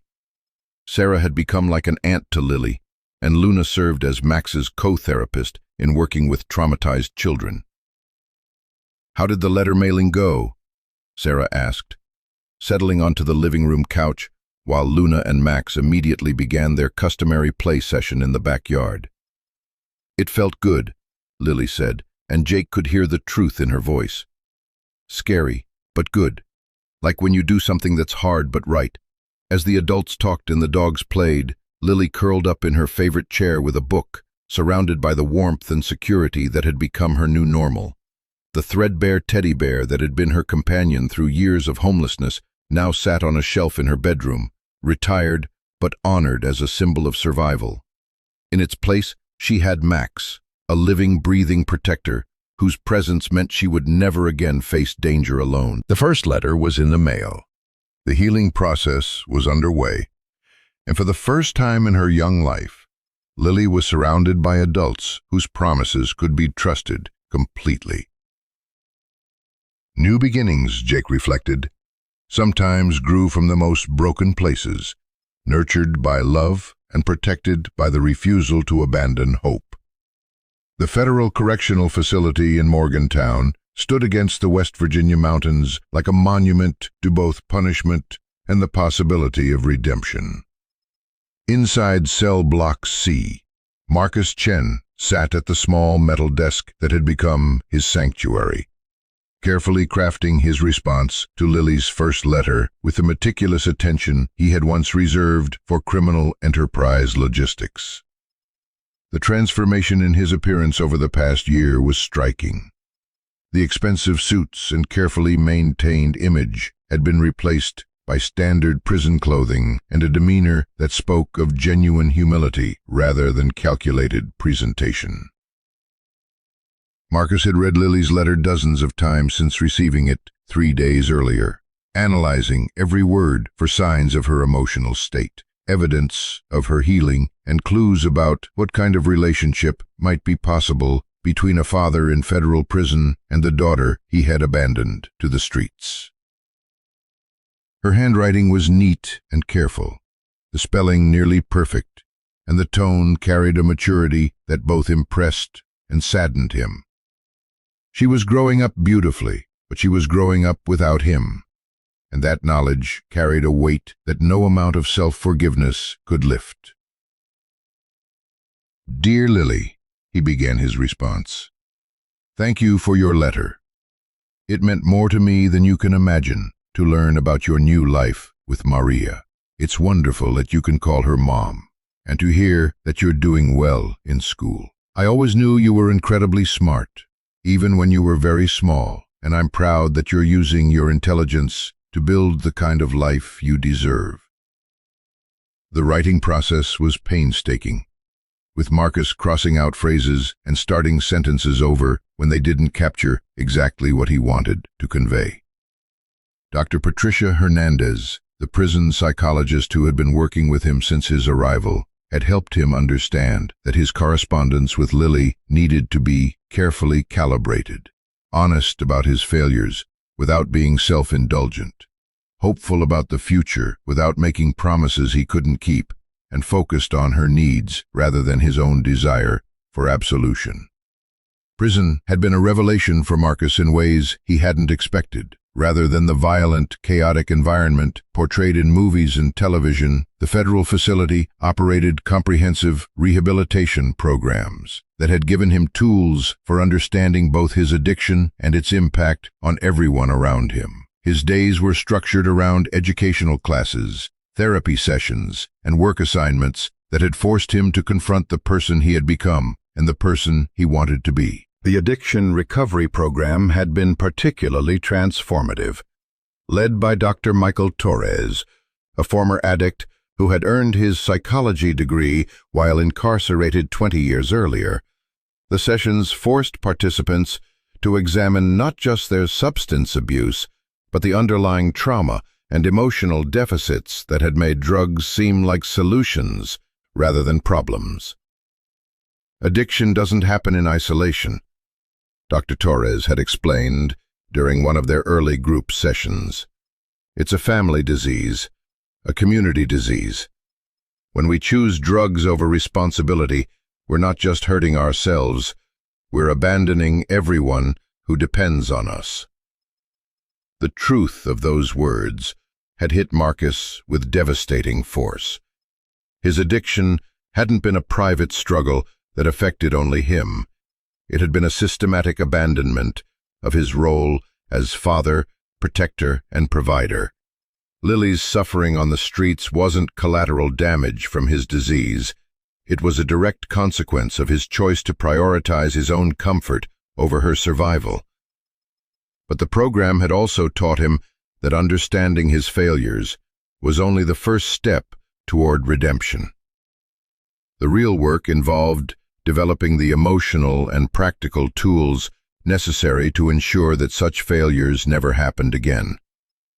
Marcus had embraced this work with the same intensity he had once brought to building his criminal empire, attending every available session, reading every recommended book, and participating in peer support groups with other incarcerated fathers trying to rebuild relationships with their children.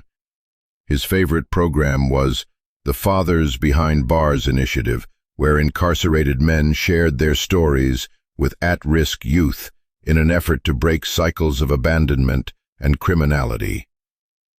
Marcus had initially been reluctant to participate, convinced that his story was too shameful to serve any positive purpose, but Dr. Hernandez had encouraged him to see his experience as potentially valuable precisely because it was so devastating. These young men need to understand that choices have consequences that extend far beyond themselves, she had explained. Your story about Lily could save another child from experiencing what she went through. The sessions were conducted via video conference with youth centers, schools, and community organizations across the country. Marcus would sit in the prison's conference room, facing a camera that connected him to auditoriums full of teenagers who needed to understand that criminal success was an illusion that collapsed at the first encounter with genuine accountability. I thought I was protecting my daughter by walking away from her, Marcus told a group of young men at a detention center in Chicago during one particularly powerful session. I convinced myself that my addiction made me too dangerous to be around. But the truth is, I was protecting myself from the hard work of recovery and the difficult job of being a father. Empire. My 5-year-old daughter was sleeping in cardboard boxes and eating food from dumpsters. The responses to these sessions were invariably emotional and often transformational. Young men who had been on the verge of following similar paths began to understand that the glamour of criminal life was temporary, but its consequences were permanent. Several participants had written to Marcus afterward, sharing their decisions to leave gang associations or drug dealing in order to be better fathers to their own children. But perhaps most importantly, the work with other fathers had helped Marcus understand that redemption wasn't about earning forgiveness, it was about becoming worthy of it. Whether Lily ultimately chose to have a relationship with him was her decision to make, but his responsibility was to ensure that if she ever gave him that chance, he would be capable of being the father she deserved. I want you to know, Marcus continued in his letter, that I spend every day thinking about the man I want to be when I'm finally able to see you again. I'm taking classes to learn about child development and trauma recovery, so I can understand how my choices affected you and how I can help you heal from them. I'm also working with other fathers here who made similar mistakes, trying to help them avoid the errors that cost us both so much. The letter went on to describe his daily routine, his educational goals, and his plans for the future, but always through the lens of how these activities might benefit Lily rather than serve his own needs. He wrote about the high school equivalency degree he was pursuing, the parenting classes that had taught him about child psychology, and the victim impact workshops that had helped him understand trauma from the perspective of those harmed by criminal activity. Most importantly, he concluded, I want you to know that I understand if you decide you don't want to continue writing to me. You don't owe me forgiveness, and you don't owe me a relationship. But if you're willing to give me the chance to be part of your life in some small way, I promise to spend every remaining day earning that privilege. As Marcus sealed the letter and prepared it for the approval process that would determine whether it could be sent to Lily, he reflected on how completely his understanding of success had changed. The criminal empire that had once seemed like such an achievement now felt like an elaborate exercise in self-deception. Real success would be measured by whether his daughter could eventually think of him without pain, whether his story could help other children avoid her suffering, and whether he could find ways to contribute positively to the world that would balance, even slightly, the harm he had caused. The journey toward redemption was long and uncertain, but for the first time since his arrest, Marcus felt genuinely hopeful about the destination. The morning air in the Riverside district carried sounds that would have been unimaginable 3 years earlier. Children's laughter, echoing from the playground of the newly constructed community center, The cheerful barking of therapy dogs participating in training exercises, and the busy hum of construction equipment working on the affordable housing project that would soon provide permanent homes for families transitioning out of homelessness. Standing on the steps of St. Max Emergency Youth Shelter, Jake surveyed the transformation of a neighborhood that had once been synonymous with urban decay and abandoned hope. Where makeshift camps of homeless families had once dotted vacant lots, there were now community gardens tended by residents who had stable housing for the first time in years. Where abandoned buildings had served as temporary shelter for those with nowhere else to go, there were now brightly painted murals depicting scenes of resilience and renewal. The ripple effects of the network's exposure during Marcus Chen's trial had extended far beyond anyone's expectations. What had begun as 3 police officers secretly helping homeless children had evolved into a comprehensive model for community-based social services that was being replicated in cities across the country. The St. Max model, as it had come to be known in academic and policy circles, represented a fundamental shift in how communities approached the protection of vulnerable populations. 15 cities have requested implementation assistance just this month, Sarah Chen reported as she joined Jake on the shelter steps, Luna trotting beside her with the calm contentment of a dog who knew her work was valued and necessary.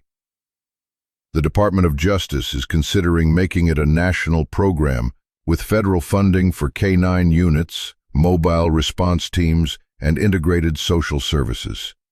The success of their approach had attracted attention from researchers, policymakers, and advocacy organizations around the world. Dr. Rebecca Martinez, who had started as Lily's therapist but had expanded her role to study the psychological impact of the integrated support model, was preparing to publish findings that suggested children served by the St. Max approach showed significantly better long-term outcomes than those processed through traditional child protective services. The key difference, Dr. Martinez had explained to a conference of child welfare professionals, is that this model treats children as whole human beings with complex needs rather than as problems to be solved through separate, uncoordinated systems. When a child receives medical care, educational support, and emotional counseling from a team that communicates effectively, the healing process is exponentially more effective. The training program for other K-9 units had become Jake's primary responsibility and greatest source of pride. Officers and dogs arrived monthly from departments across the country to learn not just the technical aspects of child protection work, but the philosophical approach that prioritized compassion over procedure, relationship building over rule following. Max had proven to be an exceptional teacher, demonstrating for visiting dogs how to approach traumatized children, how to provide comfort without overwhelming vulnerable individuals, and how to work as part of an integrated team rather than simply following individual handler commands. His reputation had grown to legendary status among K-9 professionals, and videos of Max working with children had been viewed millions of times on social media platforms. But perhaps the most significant transformation had been Lily's evolution from victim to advocate. Now 11 years old and thriving in her permanent home with Maria, Lily had become a powerful voice for children navigating similar challenges.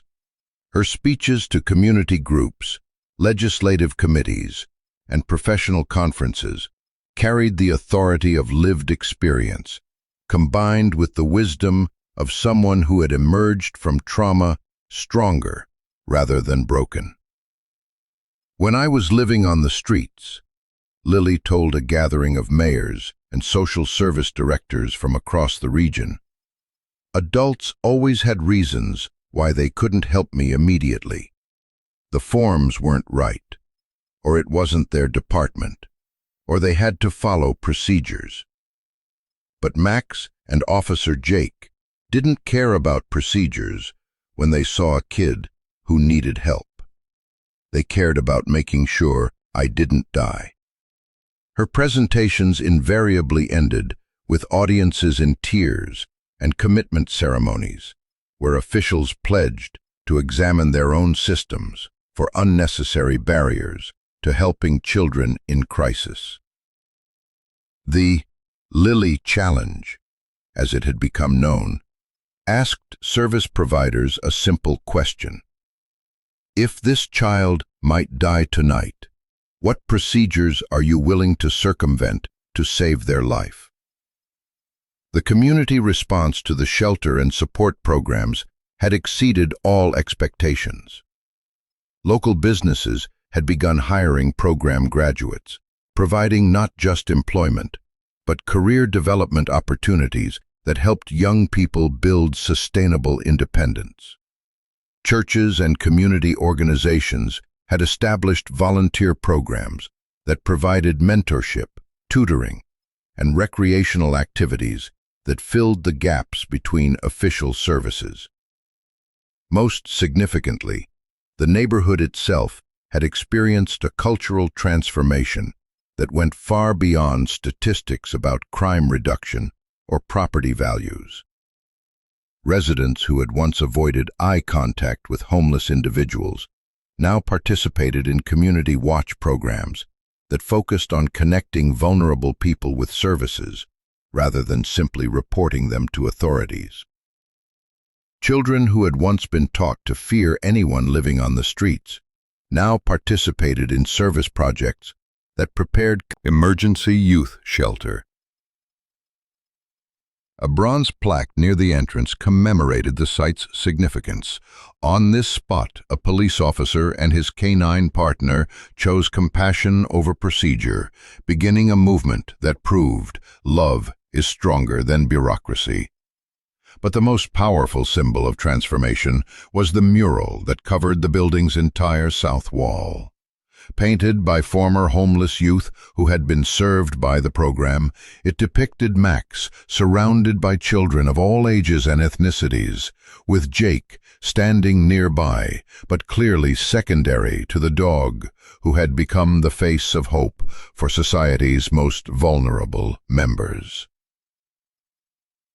The mural's central message was captured in text painted in a child's careful handwriting. Max saved my life every winter night, and now other kids don't have to be as scared as I was. As Jake and Sarah concluded their morning inspection of the shelter and prepared to return to their regular duties, a familiar figure approached from across the street. Roberto Silva, now serving as deputy director of the expanded program, carried news that would have been unimaginable when their network operated in shadows and secrecy. The United Nations wants to send a delegation to study our model, Roberto announced, his weathered face breaking into a grin. Apparently, the St. Max approach is being considered as a template for addressing child homelessness in refugee camps and disaster zones. Jake looked at the bustling community center, the children playing safely in spaces that had once been dangerous, the families walking to stable housing instead of searching for places to hide from authorities, and felt a deep sense of satisfaction that had nothing to do with personal recognition and everything to do with promises kept. Somewhere in federal prison, Marcus Chen was writing letters to the daughter he was learning to love properly.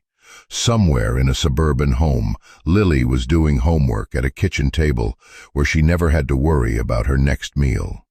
Somewhere in cities across the country, other police officers and their canine partners were learning that the most important part of their job was simply refusing to walk away from people who needed help.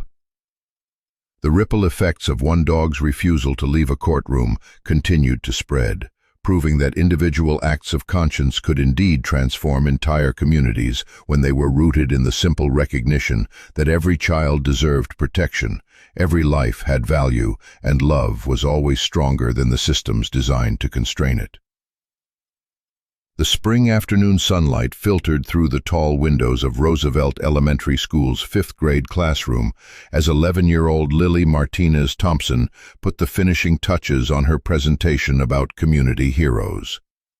Her project board displayed carefully arranged photographs: Max in his therapy dog vest working with children at the shelter, Jake receiving his commendation from the mayor, and a drawing she had made of the abandoned building where her story had begun, transformed into the bright and welcoming youth shelter it had become. And that's how my family grew from just me and my teddy bear to include a mom, an Uncle Jake, and the best dog in the world. Lily concluded her presentation, a voice carrying the confident clarity that had made her a favorite among her teachers and classmates. Sometimes, the most important families are the ones you choose, not the ones you're born with. Mrs. Patricia Williams, Lily's teacher, smiled with the pride that came from watching a student not just succeed academically, but flourish emotionally, despite challenges that would have broken many adults. Lily's transformation over the past 2 years had been remarkable.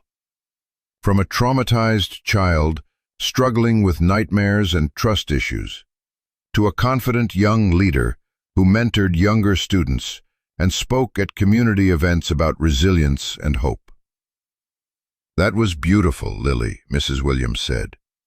"Your story reminds us all that heroes come in many forms, including four-legged ones with gentle hearts and wise eyes." As Lily packed up her presentation materials, her phone buzzed with a text message from Maria. "Important news from Jake.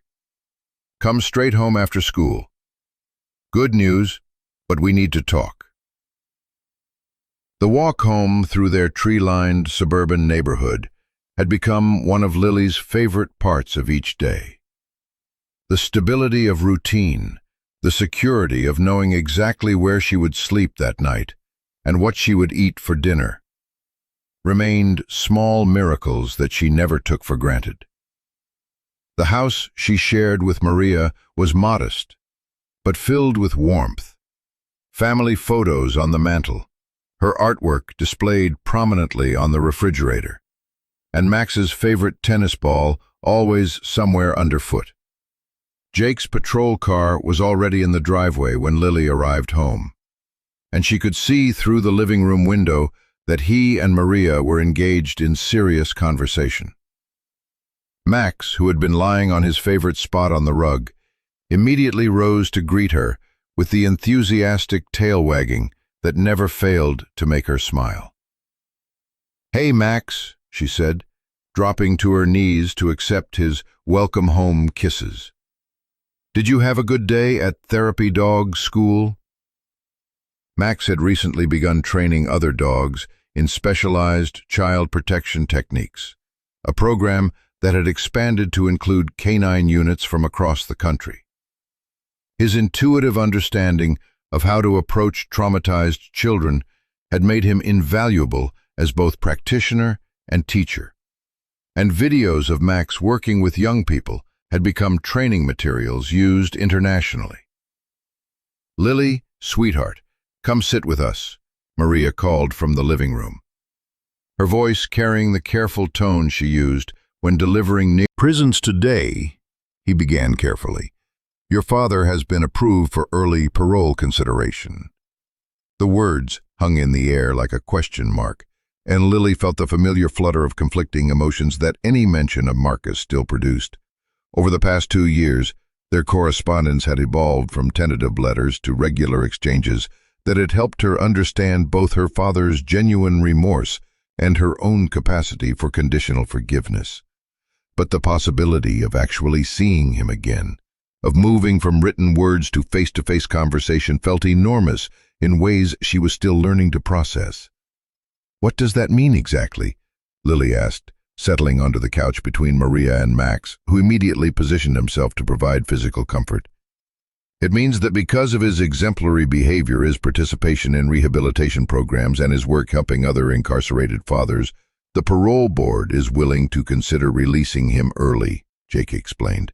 He would still serve the majority of his sentence, but he could be eligible for supervised release in as little as 6 months. Maria reached over to take Lily's hand. But nothing happens without your input, sweetheart. The parole board wants to know how you feel about the possibility of your father's release and whether you would be interested in supervised visits if he's approved. Lily had been preparing for this possibility since Dr. Martinez had first suggested that her father's rehabilitation appeared genuine and comprehensive. They had discussed in therapy what it might feel like to see Marcus again, how she might respond to his presence, and what boundaries she would need to maintain for her own emotional safety. "I think I want to see him," Lily said finally, her voice steady but thoughtful. "Not because I want him to come home or be part of our family the way he used to be, but because I think I need to see who he is now. Dr. Martinez says that forgiveness isn't about forgetting what happened, it's about choosing not to let what happened control your whole life." Jake nodded approvingly. The parole board has suggested that any initial meeting take place at the community center, with full supervision and with Max present, to ensure everyone feels safe and comfortable. The community center had become neutral ground for difficult conversations, a place where families worked through complex issues with professional support and in environments designed to prioritize emotional safety above all else. The idea of seeing her father there, surrounded by the symbols of the new life she had built, felt appropriate in ways that Lily was still learning to articulate. "Would you and Max be there too?" she asked Jake. "Absolutely. We wouldn't miss it, and frankly, the parole board specifically requested Max's presence. They've read about his role in your story, and they understand that he's been your protector and advocate from the beginning." Max seemed to understand that he was being discussed, his ears perking up and his tail wagging gently as he looked between the adults and Lily with the alert attention that had made him legendary among child welfare professionals.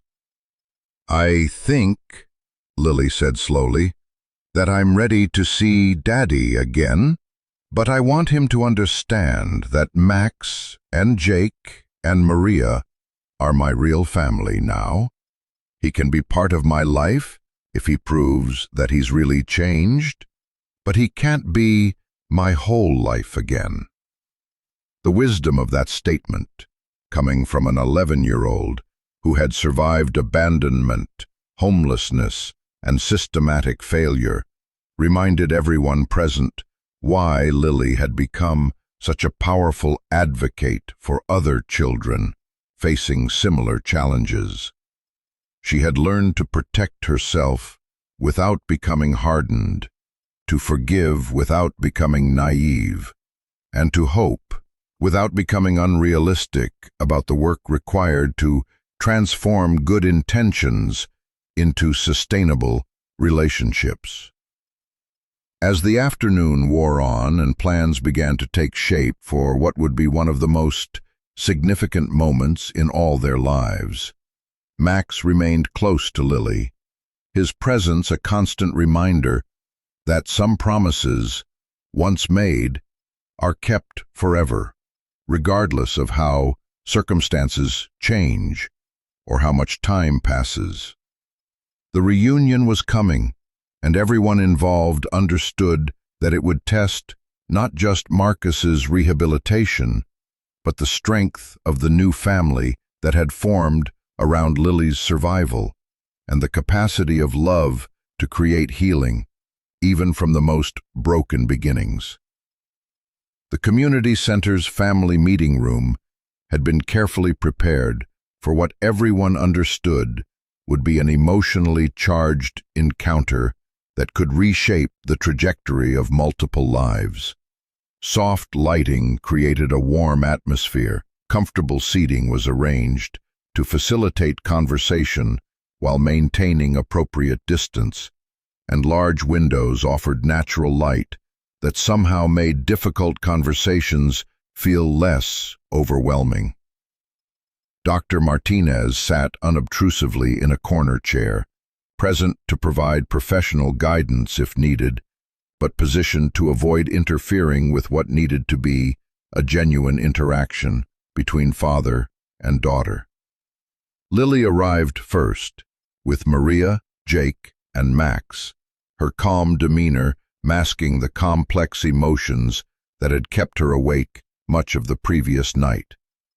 She wore her favorite blue dress, the same one she had chosen for the adoption ceremony, and carried a small photo album that contained pictures of her life over the past 2 years. Max stayed close to her side, his amber eyes alert and his body language suggesting he understood the significance of what was about to happen. "Remember, sweetheart," Maria said gently as they took their seats. "You can end." Marcus proved unworthy of the trust being extended to him. His role today was complex, part law enforcement officer, part surrogate family member, part witness to a reunion that had been years in the making. The sound of approaching footsteps in the hallway caused Max's ears to prick forward, and Lily felt her heart rate increase as she prepared to see her father for the first time since that devastating day in federal court. When the door opened and Marcus entered, accompanied by his parole officer and a prison chaplain who had worked with him throughout his rehabilitation, the change in his appearance was immediately striking. Gone was the expensive business attire and carefully maintained image of the successful criminal. Gone, too, was the desperate, broken appearance of the man who had collapsed during Lily's courtroom testimony. The Marcus who entered the meeting room looked like someone who had found peace with himself, clean, healthy, wearing simple civilian clothes, and carrying himself with the quiet dignity of someone who had learned to accept responsibility without self-pity. "Hello, Lily," Marcus said softly, his voice carrying none of the confidence that had once characterized his speech, but all of the genuine emotion that had been absent during his criminal years. "Thank you for agreeing to see me." Lily studied her father's face with the careful assessment that had become her default when meeting adults who claimed to have changed. What she saw there, humility, genuine remorse, and something that looked like hope tempered by realistic expectations, matched what she had sensed in his letters over the past 2 years. "Hello, Daddy," she replied, the childhood name feeling strange but not wrong on her lips. "You look different, better." Marcus nodded, understanding that her observation carried layers of meaning beyond physical appearance. "I am different, sweetheart. Prison gave me time to understand what I had become and to work on becoming the person I should have been all along. But I know that change has to be proven through actions, not just promised through words." Max had been watching this initial exchange with intense focus, and now he made a decision that surprised everyone present. Rather than remaining protectively close to Lily, the dog walked slowly toward Marcus and sat directly in front of him, not in the aggressive, confrontational posture he had adopted in the courtroom years earlier, but in a position that seemed to invite careful interaction. "Max remembers you," Lily observed, and everyone could hear both wonder and caution in her voice. "But he's not upset like he was before." Marcus looked down at the German shepherd who had found his daughter in that freezing alley and whose protective instincts had ultimately led to this moment. "Hello, Max," he said quietly, extending his hand for the dog to sniff. "Thank you for taking care of my daughter when I failed to do it myself." Max's response was immediate and unmistakable. The dog's tail began to wag slowly, and he moved closer to Marcus, eventually resting his head against the man's knee, in a gesture of acceptance that carried more weight than any human testimony about rehabilitation and change. "Max is a very good judge of character," Jake observed from his position near the door. "If he trusts you, that's significant." The ice having been broken by Max's approval, Lily opened her photo album and began showing Marcus images of her life over the past 2 years. Pictures of her bedroom in Maria's house, her school awards, her speech at the community center's dedication ceremony, and dozens of photos with Max in various settings. At the park, during therapy sessions, sleeping contentedly beside her bed. "This is my real life now," Lily explained as Marcus studied each photograph with the attention of someone memorizing sacred texts. "I'm not the same scared little girl you left in the alley. I have a family that chose to love me, friends at school, and work that I do to help other kids who are going through what I went through." Marcus nodded, tears streaming down his face as he absorbed the evidence of his daughter's resilience and growth. "I'm so proud of who you've become, Lily, and I'm grateful beyond words to the people who helped you become this strong, confident young woman." "I want you to understand something, Daddy," Lily said, her voice taking on the serious tone that preceded her most important statements. "I forgive you for leaving me, and I'm glad that you're getting better. But forgiving you doesn't mean forgetting what happened, and it doesn't mean that everything can go back to the way it was before." The clarity and maturity of her boundary setting impressed everyone in the room. But it was Marcus's response that revealed the depth of his transformation. "I wouldn't want it to go back to the way it was," he said firmly. "The way it was before nearly killed you and destroyed our family.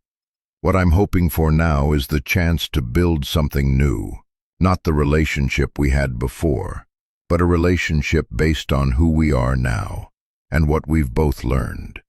Dr. Martinez chose this moment to speak for the first time since the reunion began. "Marcus, what specifically are you hoping for in terms of a relationship with Lily going forward?" Marcus had clearly given this question considerable thought. "I want to earn the right to be called Daddy again, but I understand that has to be earned through consistent actions over time. I want to support Lily's goals and dreams, even if that support has to come from a distance. And I want to continue the work I've been doing with at-risk youth, sharing my story to help prevent other children from experiencing what Lily went through." "And what do you want, Lily?" Dr. Martinez asked. Lily looked around the room at the adults who had become her chosen family, then at Max, who remained close to both her and Marcus, the space between past and future. "I want to try," she said simply. "I want to see if Daddy can keep the promises he's making now. But I need Max and Jake and Maria to help me figure out what trying looks like, because I never want to feel abandoned again."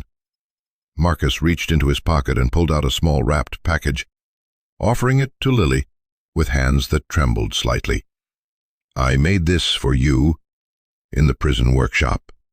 It's not much, but I wanted you to have something that showed I was thinking about you every day." Inside the wrapping was a small wooden jewelry box, carved with intricate designs and lined with soft fabric. On the lid was a carefully crafted image of a German shepherd surrounded by stars, and inside the box was a note in Marcus's handwriting: "For my brave daughter, who survived everything and became a hero. Love, Daddy." Lily accepted the gift with wonder, running her fingers over the smooth wood and detailed carving. "You made this yourself?" "Every evening after work assignments and therapy sessions. It took me 4 months to get the carving just right." Marcus's voice was thick with emotion. "I wanted it to be perfect, because you deserve perfect things." As the supervised visit drew to a close, and arrangements were made for future meetings, Max positioned himself between father and daughter, in a way that seemed to symbolize his role as guardian of whatever relationship might develop between them.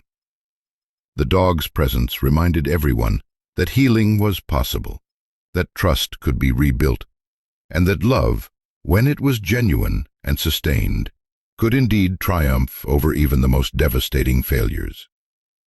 The reunion had been tentative but genuine, careful but hopeful, and everyone present understood that it was just the beginning of a much longer journey toward whatever form of family Marcus and Lily might eventually create again. Voice carrying across the crowd through speakers that had been donated by local businesses.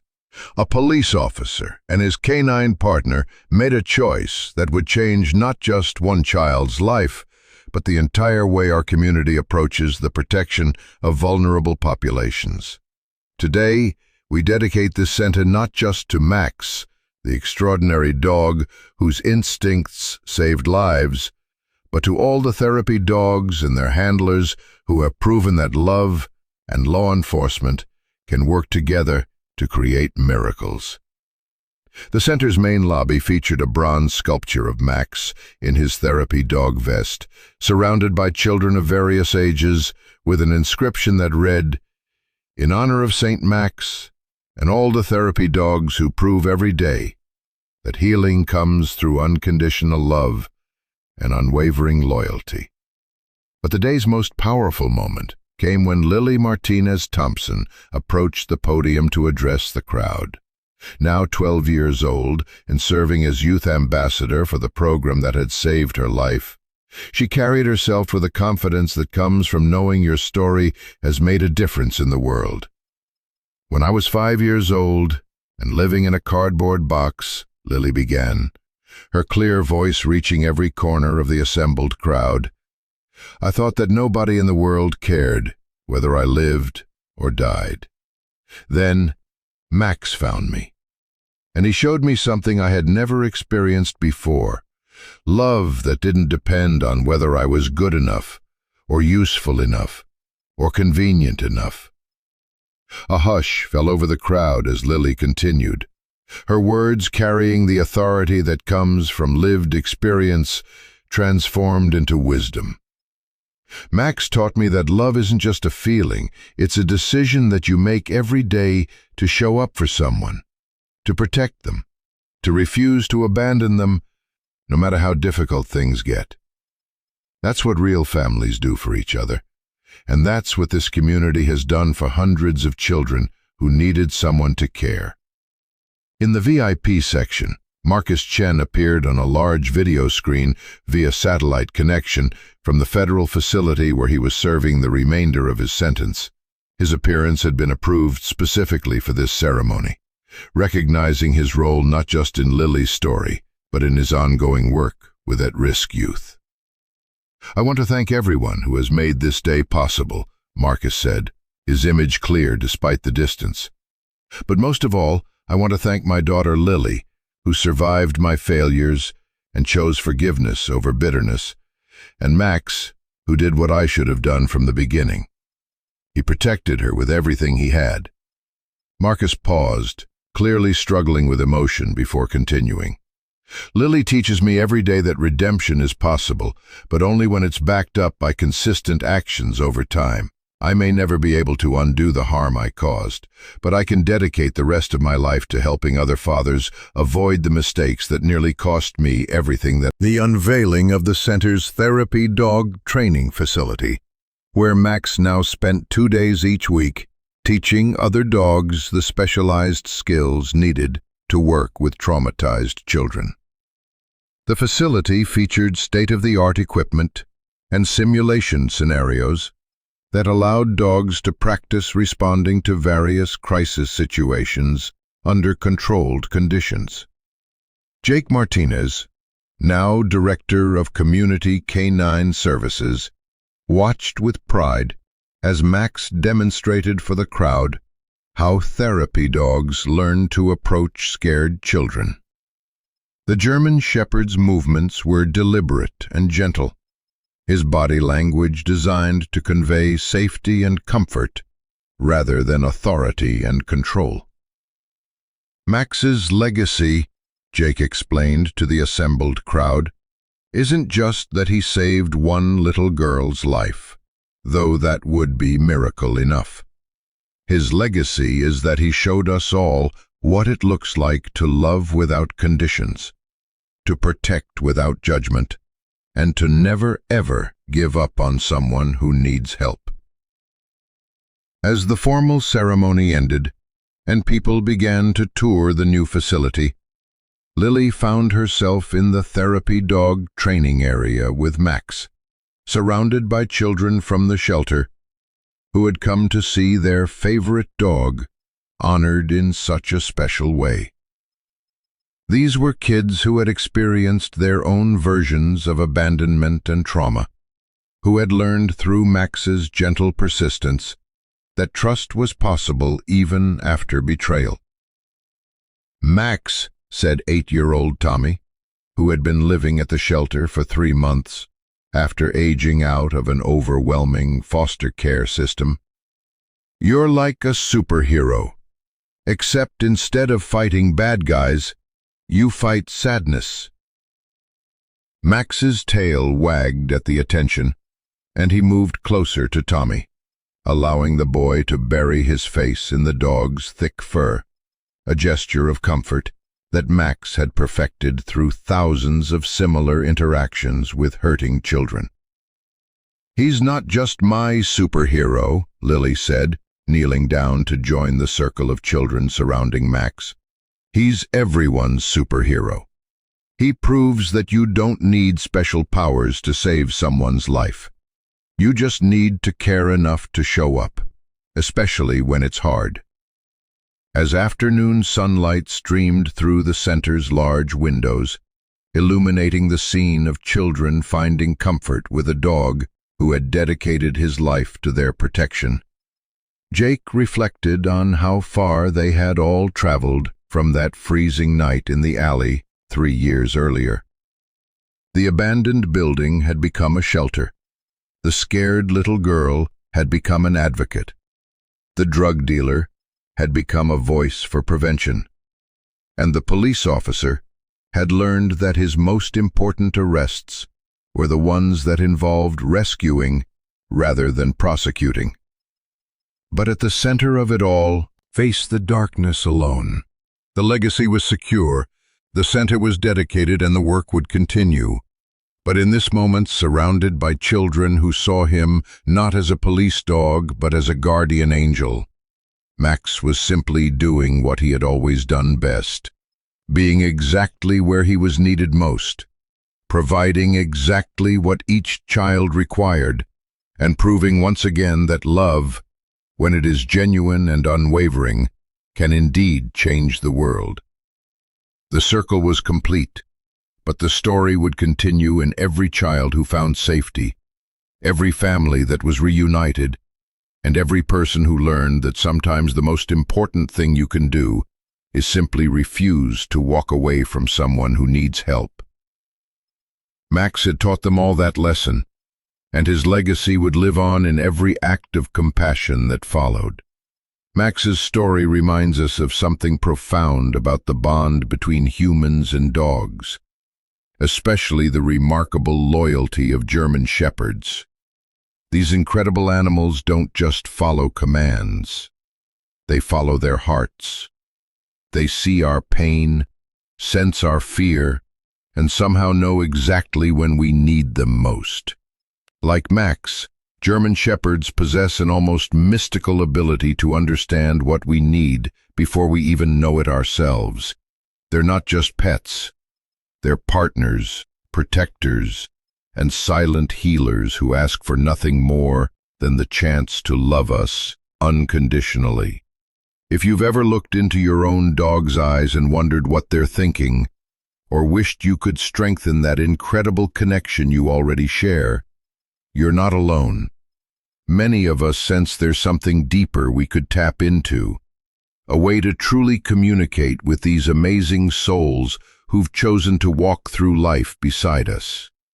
There's a wonderful resource I've come across that explores these deeper connections between people and their dogs.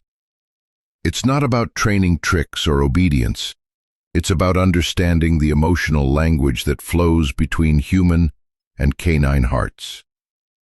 If your dog means the world to you and you'd like to explore that bond more deeply, it might be something worth looking into. Sometimes the most meaningful connections happen when we simply learn to listen with our hearts.